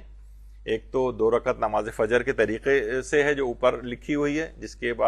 جس میں جو خاص طریقہ ہے وہ آپ جا کے دیکھ لیجئے گا. شادی وغیرہ کے جہاں پہ استفتات ہیں ان کے وہاں پر یہ لڑکی کی شادی نہ ہو رہی ہو تو پہلا ایک ہے. اس کے بعد دوسرا طریقہ ہے نماز استغاثہ حضرت زہرا پڑھی جائے، جیسا کہ مفاتی میں، اور ہر 2 رکعت کی یہ نماز ہوگی. نماز کے بعد 3 مرتبہ تکبیر کہے اور اس کے بعد تسبیح حضرت زہرا پڑھے، اس کے بعد سجدے میں جائے اور 100 مرتبہ کہے یا مولاتی یا فاطمہ اغیثینی. تو اس کے بعد دایاں رخسار رکھے اور اس کے بعد یہ 100 دفعہ یہ پورا طریقہ اس کے اندر لکھا ہوا ہے. تو یہ بہت ہی خصوصیت کے ساتھ. اچھا اب دیکھیے اس میں بھی بہت سارے وہی ڈائریکٹ حوالدار پیدا ہو گئے جو یہ کہتے ہیں یہ تو شرک ہے، سجدے میں جا کر حضرت زہرا کو کوئی کیسے پکار سکتا ہے. یہ تو بھائی یہ توسل کے طور پر خود یہ نماز کا سجدہ نہیں ہے بلکہ نماز کے بعد جب انسان سجدے میں چلے جائے. اچھا نماز کے بعد ویسے بھی ہے کہ یہ نہیں کہ اگر کوئی شخص سجدے میں جائے تو کسی کو پکار نہیں سکتا ہے. مثلا کوئی ویسے سجدے کے اندر ہو شکر خدا کا تو اس میں کسی کو کہہ سکتا ہے کہ بھائی ذرا پنکھا چلا دینا یا کوئی فلاں پانی لا کر رکھ دینا. کوئی بھی کسی کو کوئی مدد کے لیے پکار سکتا ہے. تو اس میں یہ نہیں کہ آپ سجدے کی حالت میں تو سوائے اب اللہ کے کوئی اور ذکر نہیں کر سکتے. نہیں، ایسا بالکل نہیں ہے، خود ساختہ لوگوں کی چیز ہے. تو بطور توسل اس لحاظ سے حضرت زہرا کو پکارنا کہ اے میری مولا حضرت فاطمہ زہرا اغیثینی میری آپ مدد کیجیے. تو یہ 100 دفعہ بار بار رخساروں کو رکھ کے، تو اس کی ہم نے باقاعدہ اس کی پوسٹ بھی بنائی تھی. جس لڑکی کی شادی نہ ہو رہی ہو یہ نماز استغاثہ حضرت زہرا، ویسے آپ ہر اس کے لیے بھی پڑھ سکتی ہیں، ہر حاجت کے لیے بھی پڑھ سکتی ہیں. اور آیت اللہ بہجت خاص طور پہ ایک چیز اور بھی اس میں فرماتے تھے، جن لڑکیوں کی شادی نہ ہو رہی ہو تو وہ کہتے تھے کہ ہم لوگ ان سے پوچھتے تھے کہ بھائی لڑکی کی یا تو کوئی رشتہ ہی نہیں آتا ہے یا آتا ہے تو نتیجہ خیز ثابت نہیں ہوتا ہے. تو انہوں نے جواب دیا کہ 5 ہفتوں تک شب جمعہ، یعنی 5 شب جمعہ لڑکی کے سر پر چادر رکھ کر حدیث قصہ پڑھو، انشاءاللہ یہ پریشانی دور ہو جائے گی. یعنی اس کے سر پر 5 شب جمعہ اس کے سر پر ایک چادر رکھی جائے اور اس کے بعد پھر حدیث قصہ پڑھی جائے. تو اس میں جو یہ رخساروں کو زمین پہ رکھ کر اور 100 دفعہ جو ہے یا مولاتی یا فاطمہ تو اغیثینی جو ہے پڑھا جاتا ہے، تو یہ اس میں کوئی شک، اس کی شرک وغیرہ کی کوئی بات نہیں ہے. اور یہ بحار الانوار میں بھی علامہ مجلسی نے اس روایت کو لکھا ہے. اس کے علاوہ مفاتیح الجنان میں شیخ عباس قمی نے لکھا ہے، اسرار فاطمیہ میں فاضل مسعودی نے اس نماز کو لکھا ہے. اور اسی طریقے سے مثلا مزار جو علامہ مشدی کی جو کتاب ہے اس کے اندر پورا یہی طریقہ اس طرح سے موجود ہے. تمام علماء اس پہ فتاوے دیتے آئے ہیں. صلاۃ استغاثہ حضرت زہرا جو ہے جس میں سجدے میں جا کر ان کو استغاثہ کیا جاتا ہے، اس میں کوئی شرک نہیں ہے، کوئی پریشانی کی بات نہیں ہے. یہ بالکل غلط ایک تاثر اس میں جو لوگ دیتے ہیں. کتنے بڑے بڑے علماء ہیں اپنے تقاریر کے اندر، اپنے وعظ و نصیحتوں میں، اور اس میں استغاثہ حضرت زہرا کی بہت تاکید کرتے ہیں. آیت اللہ سید یاسین موسوی اور اسی طریقے سے جتنے بھی عرب علماء ہیں وہ اس کی مشروعیت کے اوپر جو ہے درس، اگر آپ یوٹیوب وغیرہ کے اوپر بھی دیکھیں جا کر، وہ اس نماز کو پڑھنے کی بہت زیادہ تاکید فرماتے ہیں. اسی طریقے سے اس کے طریقے، صلاۃ استغاثہ، تمام علماء نجف، ہر جگہ آپ کو جو ہے یہ چیز جو ہے اس انداز سے ملے گی. اسرار فاطمیہ میں فاضل مسعودی نے بھی اس نماز کو اس طرح سے لکھا ہے. اور امام کے القاب یعنی جو اقوال کے اندر سے روایات میں یہ بھی آیا ہے کہ فرماتے ہیں کہ علیکم بالزہرا استغیث باسمہا ونادوا مولاتکم فاطمۃ وحینئذ تغزی حاجتکم وتنالون مطلبکم. فرماتے ہیں کہ ہمارے چھٹے امام سے ایک روایت نقل کی جاتی ہے، اسرار فاطمیہ میں ہے، اللہم صلی علی محمد وآل محمد،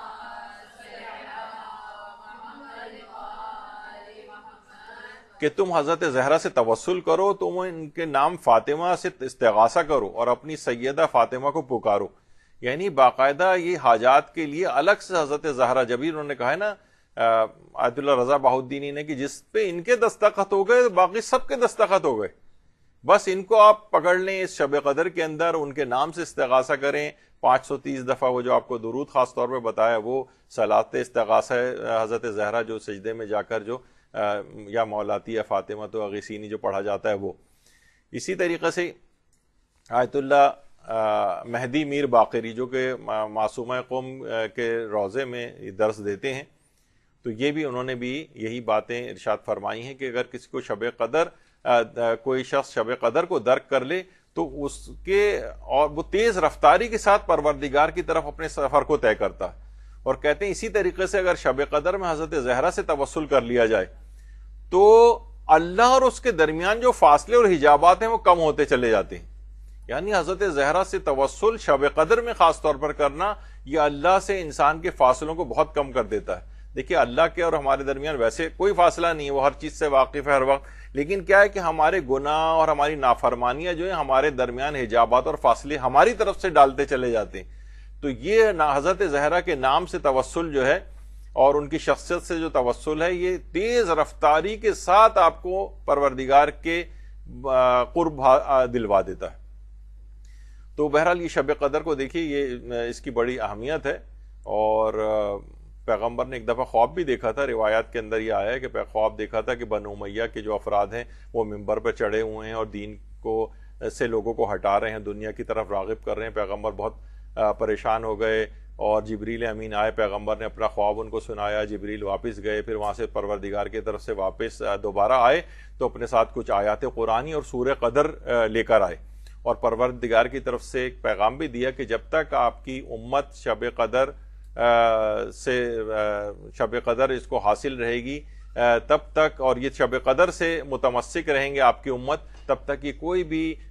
فتنے ان کے اوپر اثر انداز نہیں ہوں گے. تو بہرحال یہ شب قدر یہ فتنوں سے بھی بچانے والی اس رات کو یہ والی دعائیں بھی کرنی چاہیے.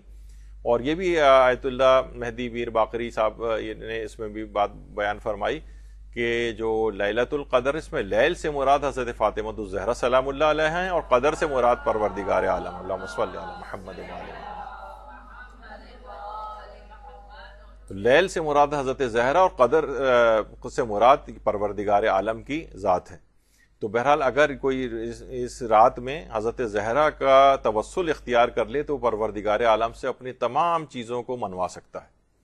تو اور اللہ سے بھی بہت زیادہ قرب معنوی اس رات کو حاصل ہوتا ہے. شہاب نامہ، قدرت اللہ شہاب کا نام شاید آپ نے سنا ہو. ان کا اس وجہ سے ذکر آیا کہ یہ شخصیات ایسی ہیں کہ آپ تو پھر بھی ان کے اوپر اعتقاد کامل رکھتی ہیں حضرت زہرا پر. وہ شخصیات جو اس انداز سے ان کو نہیں بھی مانتی ہیں، وہ بھی اگر کبھی پکاریں، حتیٰ کہ بہت سی جو چیزیں اس میں غیر مسلم تک نے ان کو پکارا ہے تو ان تک کی مدد وہ لوگ کرتے ہیں جو ان کو مانتے بھی نہیں ہیں اس وقت. لیکن اگر انہوں نے پکار لیا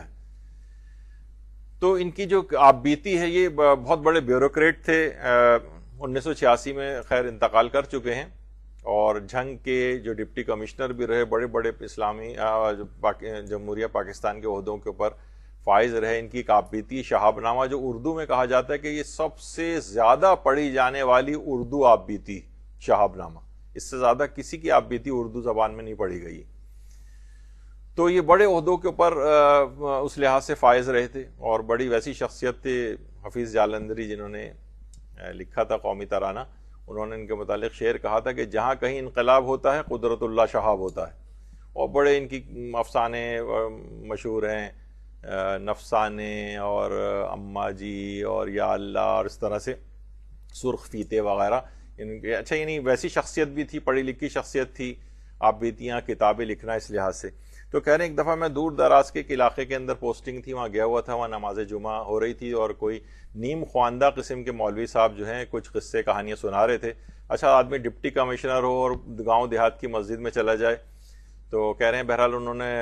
واقعات سناتے گئے. اس میں ایک بات بہرحال مولوی صاحب نے کہی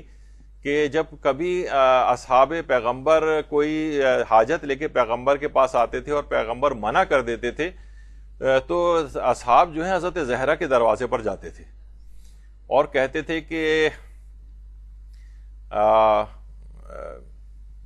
حضرت زہرا آپ ہماری اس کو قبول کروا دیجئے. تو کہہ رہے ہیں کہ بہرحال میں نے اس پہ وہ کر لیا یقین اس بات کا، اور کہا کہ میری ایک حاجت تھی. تو میں نے نماز کے بعد جب میں نوافل وغیرہ کے اندر مشغول ہوا تو میں نے پروردگار عالم سے کہا کہ پتہ نہیں ان مولوی صاحب نے جو باتیں کہیں اس میں کتنی سچ ہیں، لیکن یہ بات تو سچ ہے کہ رسول اللہ بہت زیادہ محبت کرتے تھے اپنی بیٹی سے. تو اگر یہ بات سچ ہے تو یا اللہ اے میرے پروردگار، میری ایک حاجت ہے، حضرت زہرا کو اس قدر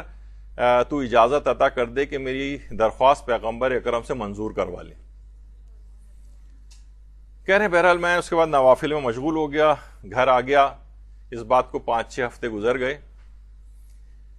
اچانک سے ایک خط میرے پاس میری جرمن بھابھی کا آیا،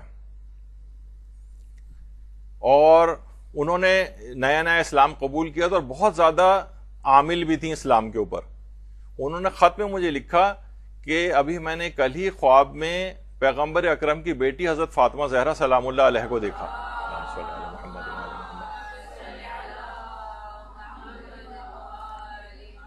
وہ بہت مجھ سے شفقت سے پیش آئیں اور مجھ سے کہا کہ اپنے دیور قدرت اللہ شہاب کو یہ بات کہہ دو کہ ان کی درخواست ہم نے اپنے بابا جان کی خدمت میں بھجوا دی ہے اور انہوں نے ان کی درخواست کو قبول کر لیا ہے. کہہ رہے ہیں کہ یہ بس میرے سننا تھا، میرے آنکھوں کے آگے گویا اندھیرا سا چھا گیا، پاؤں تلے زمین نکل گئی، یعنی میرے قدم زمین پہ نہیں پڑ رہے تھے کہ یہ بات تو میرے علاوہ اس دعا کو کوئی جانتا ہی نہیں تھا، نہ میں نے کسی سے ذکر کیا تھا. تو کہہ رہے ہیں کہ بس اس کے بعد میری ایک عجیب حالت ہو گئی اور میں بہت ہی سمجھ میں نہیں، 3 دن تک میں اپنے کمرے کے اندر بند رہا، کہ میں سوچ سوچ کے بات حیران ہو رہا تھا کہ میرا ذکر زبان رسالت مآب پر اور حضرت فاطمہ کی زبان کے اوپر آیا ہے. تو اس کے بعد پھر انہوں نے کہا کہ پھر بہرحال ان کے خواب کی اور بھی کچھ باتیں تھیں. بہرحال دیکھیے خواب سمبولک ہوتے ہیں, اس کی ہر بات اس طرح سے اس کو انٹرپریٹیٹ کرنا وہ بھی کرنا مشکل ہوتا ہے بعض اوقات. تو بہرحال وہ دوسرے پہلو اس کے الگ ہیں, لیکن یہ کہ جو حضرت زہرا سے جب توسل انہوں نے کیا تو اتنا زبردست کہ وہ کہہ رہے ہیں کہ ان کی یعنی جرمن بھابھی نے خط کے اندر یہ بات لکھی کہ تمہاری اس طرح کی کوئی دعا تھی جو حضرت زہرا سے کی گئی. تو کہہ رہے میں حیران رہ گیا. کہہ رہے ہیں اس کے بعد بہرحال تو اس سے کیا نتیجہ نکلا کہ بہرحال تو سوچیے کہ اگر کوئی شخص جو ان کو اس طرح سے ماننے والا بھی نہیں ہے وہ بھی ان سے توسل کرے تو حضرت زہرا کی اتنی زبردست مدد اس کے لیے آتی. تو بہرحال اس طرح سے تو یہ قدرت اللہ شاہ بہرحال 1986 میں یہ انتقال کر چکے ہیں. بہت سی بہرحال ادبیات کے اندر بھی ان کا ایک لحاظ سے مقام ہے. اور خاص طور پہ علماء ایک اور بھی کہتے ہیں اگر بہت ہی شدید کسی کو یعنی بہت اہم ترین حاجت ہو تو وہ پروردگار عالم سے حضرت زہرا کی شکستہ پسلیوں کا واسطہ دے کر اگر دعا کرے تو وہ بھی فوراً دعا قبول ہوتی. لیکن اسے عام دنیاوی حاجات یا اس طرح کی جو زیادہ اتنی اہم حاجات نہیں ہیں اس کے لیے اس طرح کا واسطہ نہ دیا جائے,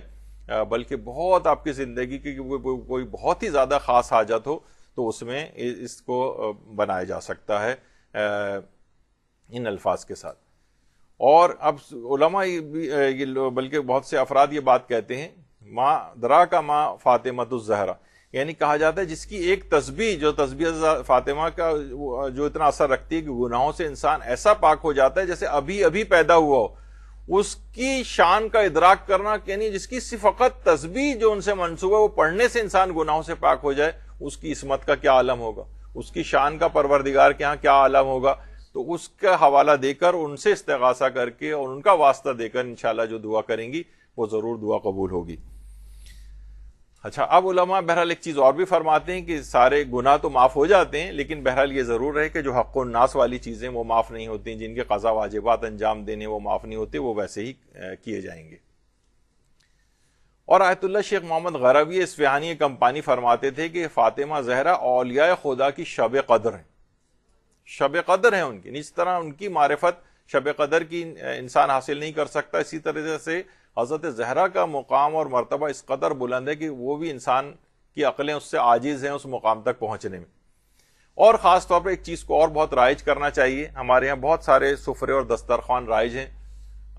امام حسن کا دسترخوان ہے, ام البنین کا دسترخوان ہے, اسی طرح سفرے حضرت فاطمۃ الزہرا سلام اللہ علیہا, اس کو بھی رائج کرنا چاہیے. اللہم صلی علی محمد.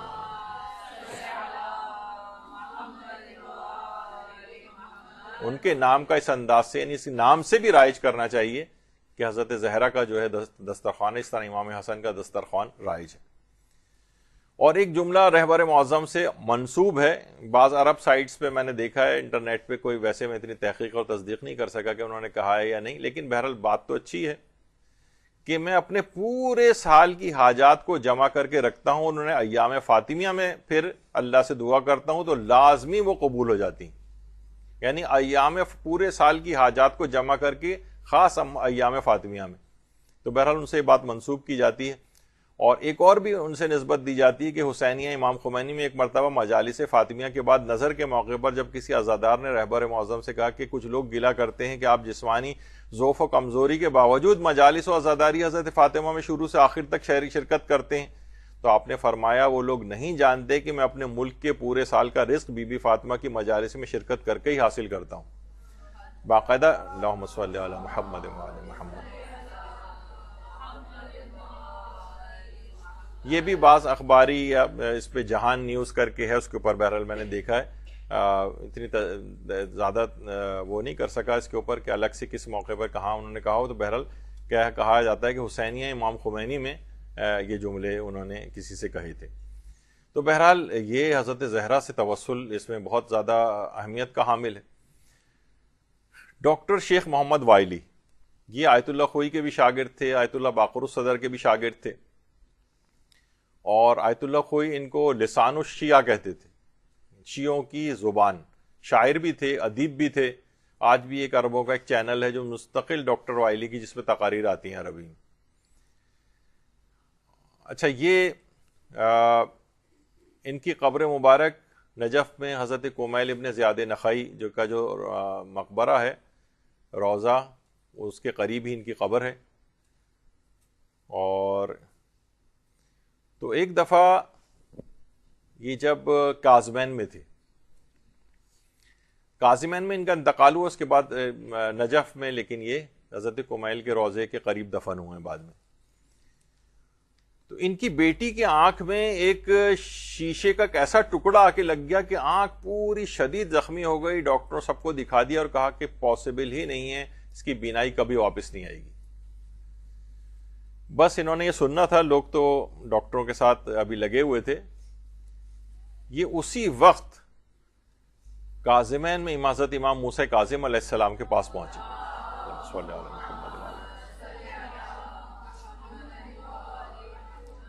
کہا کہ مولا آپ باب الحوائج ہیں، آج آپ ثابت کر دیں کہ آپ باب الحوائج ہیں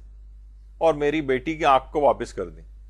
اچھا دیکھیے، ہمارے ہاں عام طور پر اس طرح سے نہیں پکارا جاتا ہے، یعنی اتنا ایگریسو اسٹائل. عربوں میں ذرا دعاؤں کا ایگریسو اسٹائل ہوتا ہے. ہمارے ہاں تو ذرا معیوب سمجھا جائے گا کہ امام کو اس طرح سے کہیں کہ آپ ثابت کریں کہ آپ مثلا باب الحوائج ہیں، لیکن وہ ان کے ہاں ہوتا ہے ایسا. بس دعائیں کی ہیں اور کہہ رہے ہیں جیسی میں گھر واپس آیا ہوں، دیکھا کہ ان کی جو زوجہ ہیں وہ خوشی سے پھولے نہیں سما رہی ہیں. سب لوگ بچی کے پاس کھڑے ہوئے ہیں، آنکھ کو صاف کر دیا گیا اور آنکھوں کی بینائی پہلے کی طرح سے بالکل واپس آ گئی. تو اللہم صلی علی محمد وعلی محمد.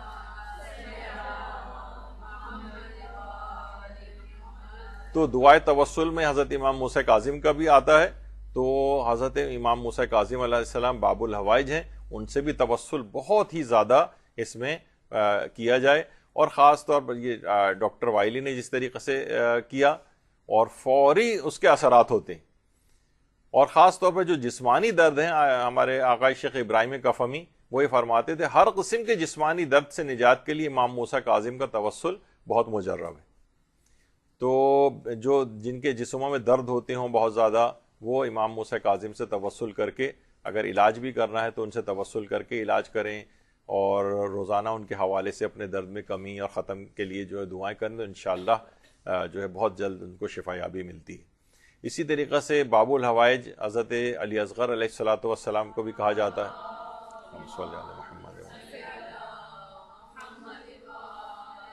آیت اللہ شیخ عبد الکریم حق شناز، ان کا بھی ذکر ہوا تھا اس سے پہلے. وہ کہتے ہیں کہ میں نے سید الشہداء امام حسین کو خواب میں دیکھا تھا کہ مجھ سے فرما رہے ہیں،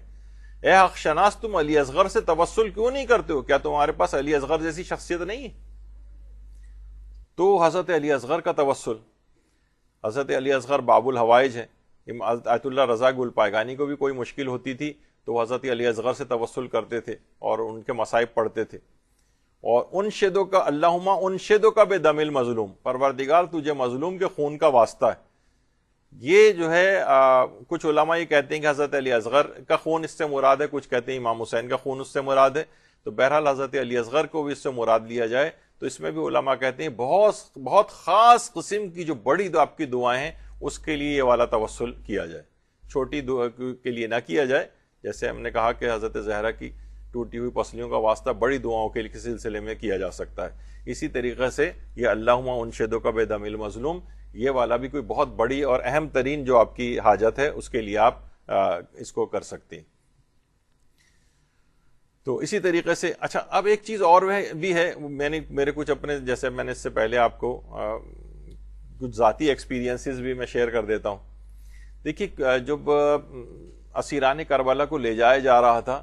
تو اس وقت آپ مصائب کے اندر بھی سنتی ہیں کہ اس میں جو چھوٹے چھوٹے بچے جو اسیر کیے گئے تھے وہ اونٹوں کے اوپر سے گر گر کے ان کے اونٹوں کے پاؤں کے نیچے آ کر کتنے ہی جو ہیں اس طرح سے پائمال ہوئے ہیں اور شہید ہوئے ہیں. اگر بچوں کے حوالے سے اگر کوئی دعا ہے خاص طور پر، تو اگر ان اونٹوں سے گرے ہوئے بچوں جو پامال ہو گئے تھے ان کا واسطہ اور وسیلہ دیا جائے تو وہ بھی ساری دعائیں قبول ہوتی. میں نے ذاتی پرسنل ایکسپیرینس جو ہے اس بات کا کیا ہے کہ یہ والا واسطہ دیا جائے، ان اونٹوں سے گر کر شہید ہونے والے بچوں کا واسطہ دیا جائے تو وہ بھی دعا لازمی قبول ہوتی. اسی طریقے سے حلب جو شام کی زیارت پہ گئے وہاں پر مشہد السقط کے نام سے یا محسن السقط کے نام سے جو ہے ایک جگہ ہے کہ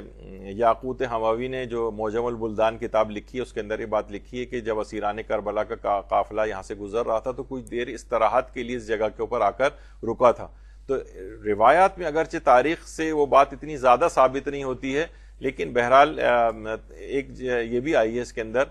یاقوت حموی نے معجم البلدان میں لکھا ہے کہ جب وہ تو اس میں امام حسین علیہ السلام کی کوئی ایک زوجہ تھی کہ ان کی اس مقام پر اسقاط ہوا تھا. جب اس کو یعنی جو ایک تو حضرت زہرا کا حضرت محسن شہید ہوئے تھے, ان کو محسن ثانی کہا جاتا ہے اور مشہد السقط کے نام سے یہ والی جگہ ہے. آیت اللہ یہ جو شیخ عباس قمی ہیں وہ بھی اس جگہ کی زیارت کے لیے جاتے تھے, گئے تھے. تو یہ جو ہے اور 7ویں صدی ہجری میں یعنی ظالم یعنی کتنے 700 سال گزر گئے اس بات کو, لیکن اس کے باوجود بھی یہ جگہ کھود کے حضرت یہ جو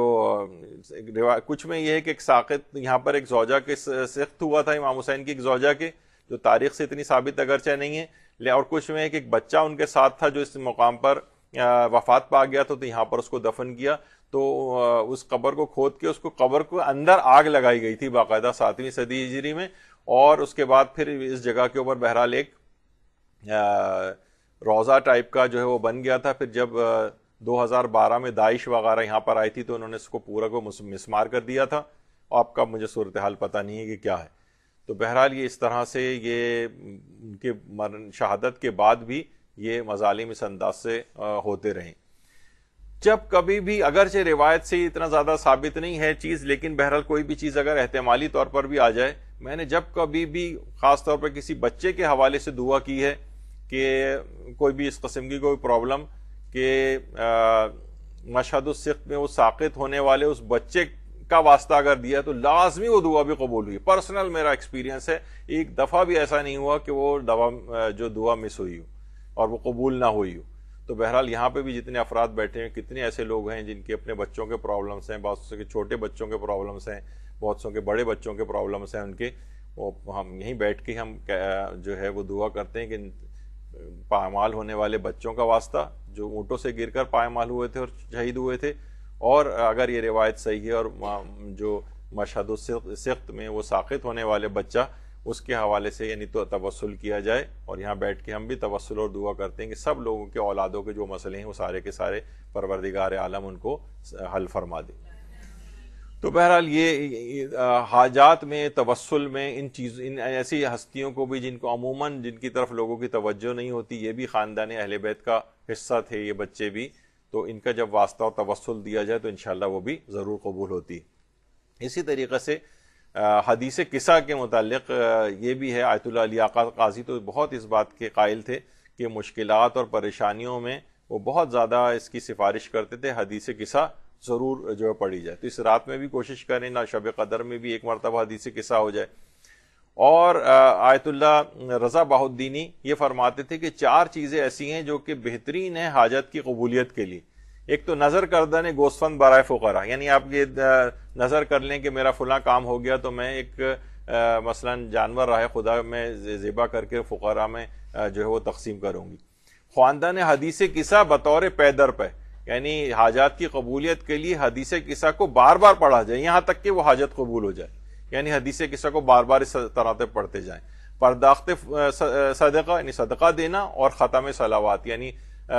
صلوات درود کا ایک مثلا 100 دفعہ یا 1000 دفعہ درود کا پڑھنا.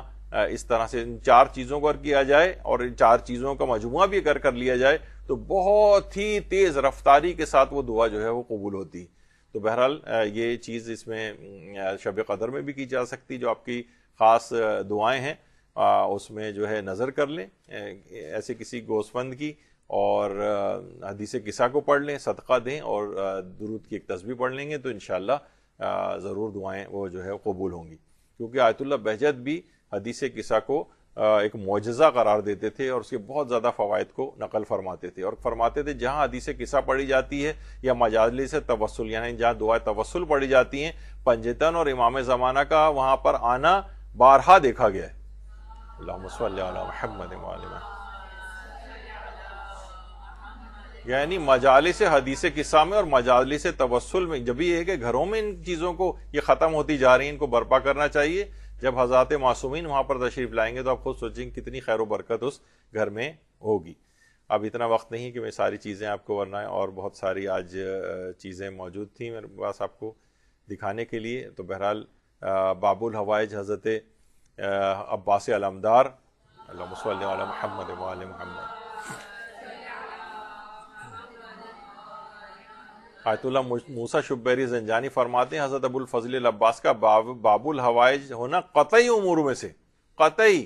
تو انشاءاللہ ان کے حوالے سے جو دعا کریں گی وہ ضرور قبول ہوگی. خاص طور پر 133 دفعہ یا کاشف الکرب عن وجہ الحسین اکشف کربی بحق اخیک الحسین، یہ والی جو ہے 133 دفعہ پڑھ کے اس کے بعد حضرت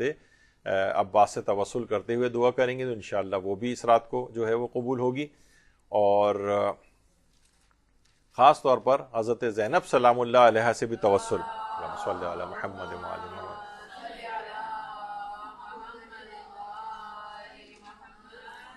آیت اللہ مرزا ابو القاسم قمی، ان کے بڑی حکایات ہیں. اور قبرستان شیخان میں جب حضرت معصومہ کے روضے کے بالکل سامنے قبرستان ہے، وہاں پر ان کی قبر مبارک ہے. بلکہ کسی کے خواب میں عالم کو آ کے کہا بھی تھا کہ یعنی لوگ اگر اپنی حاجات لے کے میرے پاس بھی آ جائیں تو میں اتنی طاقت رکھتا ہوں کہ حاجات قبول کروا سکتا ہوں، لیکن حضرت معصومہ یا امام رضا کے حوالے سے یعنی یہ بے ادبی کی بات ہے، اس وجہ سے اس کام کو نہیں کرتا. یعنی جو خود اس قدر حاجات یعنی مجسم جو ہے حاجات جس کے ذریعے قبول ہوتی ہیں، وہ یہ کہتے تھے کہ حضرت زینب کے اسم مقدس سے وہ توسل کر کے اس کو استجابت دعا کا ایک بہت بڑا سبب سمجھتے تھے. یعنی جو خود اس قدر مستجاب الدعوات ہو وہ حضرت زینب سلام اللہ علیہ کے اسم سے متوسل ہو کر اپنی دعاؤں کو قبول کرواتے تھے. تو کتنا عظیم ان کا مقام ہے. حضرت زینب کو بھی اس میں علی الخصوص جو ہے وہ اپنے توسل کے اندر جو ہے وہ شامل کرنا چاہیے. تو یہاں پر بہرحال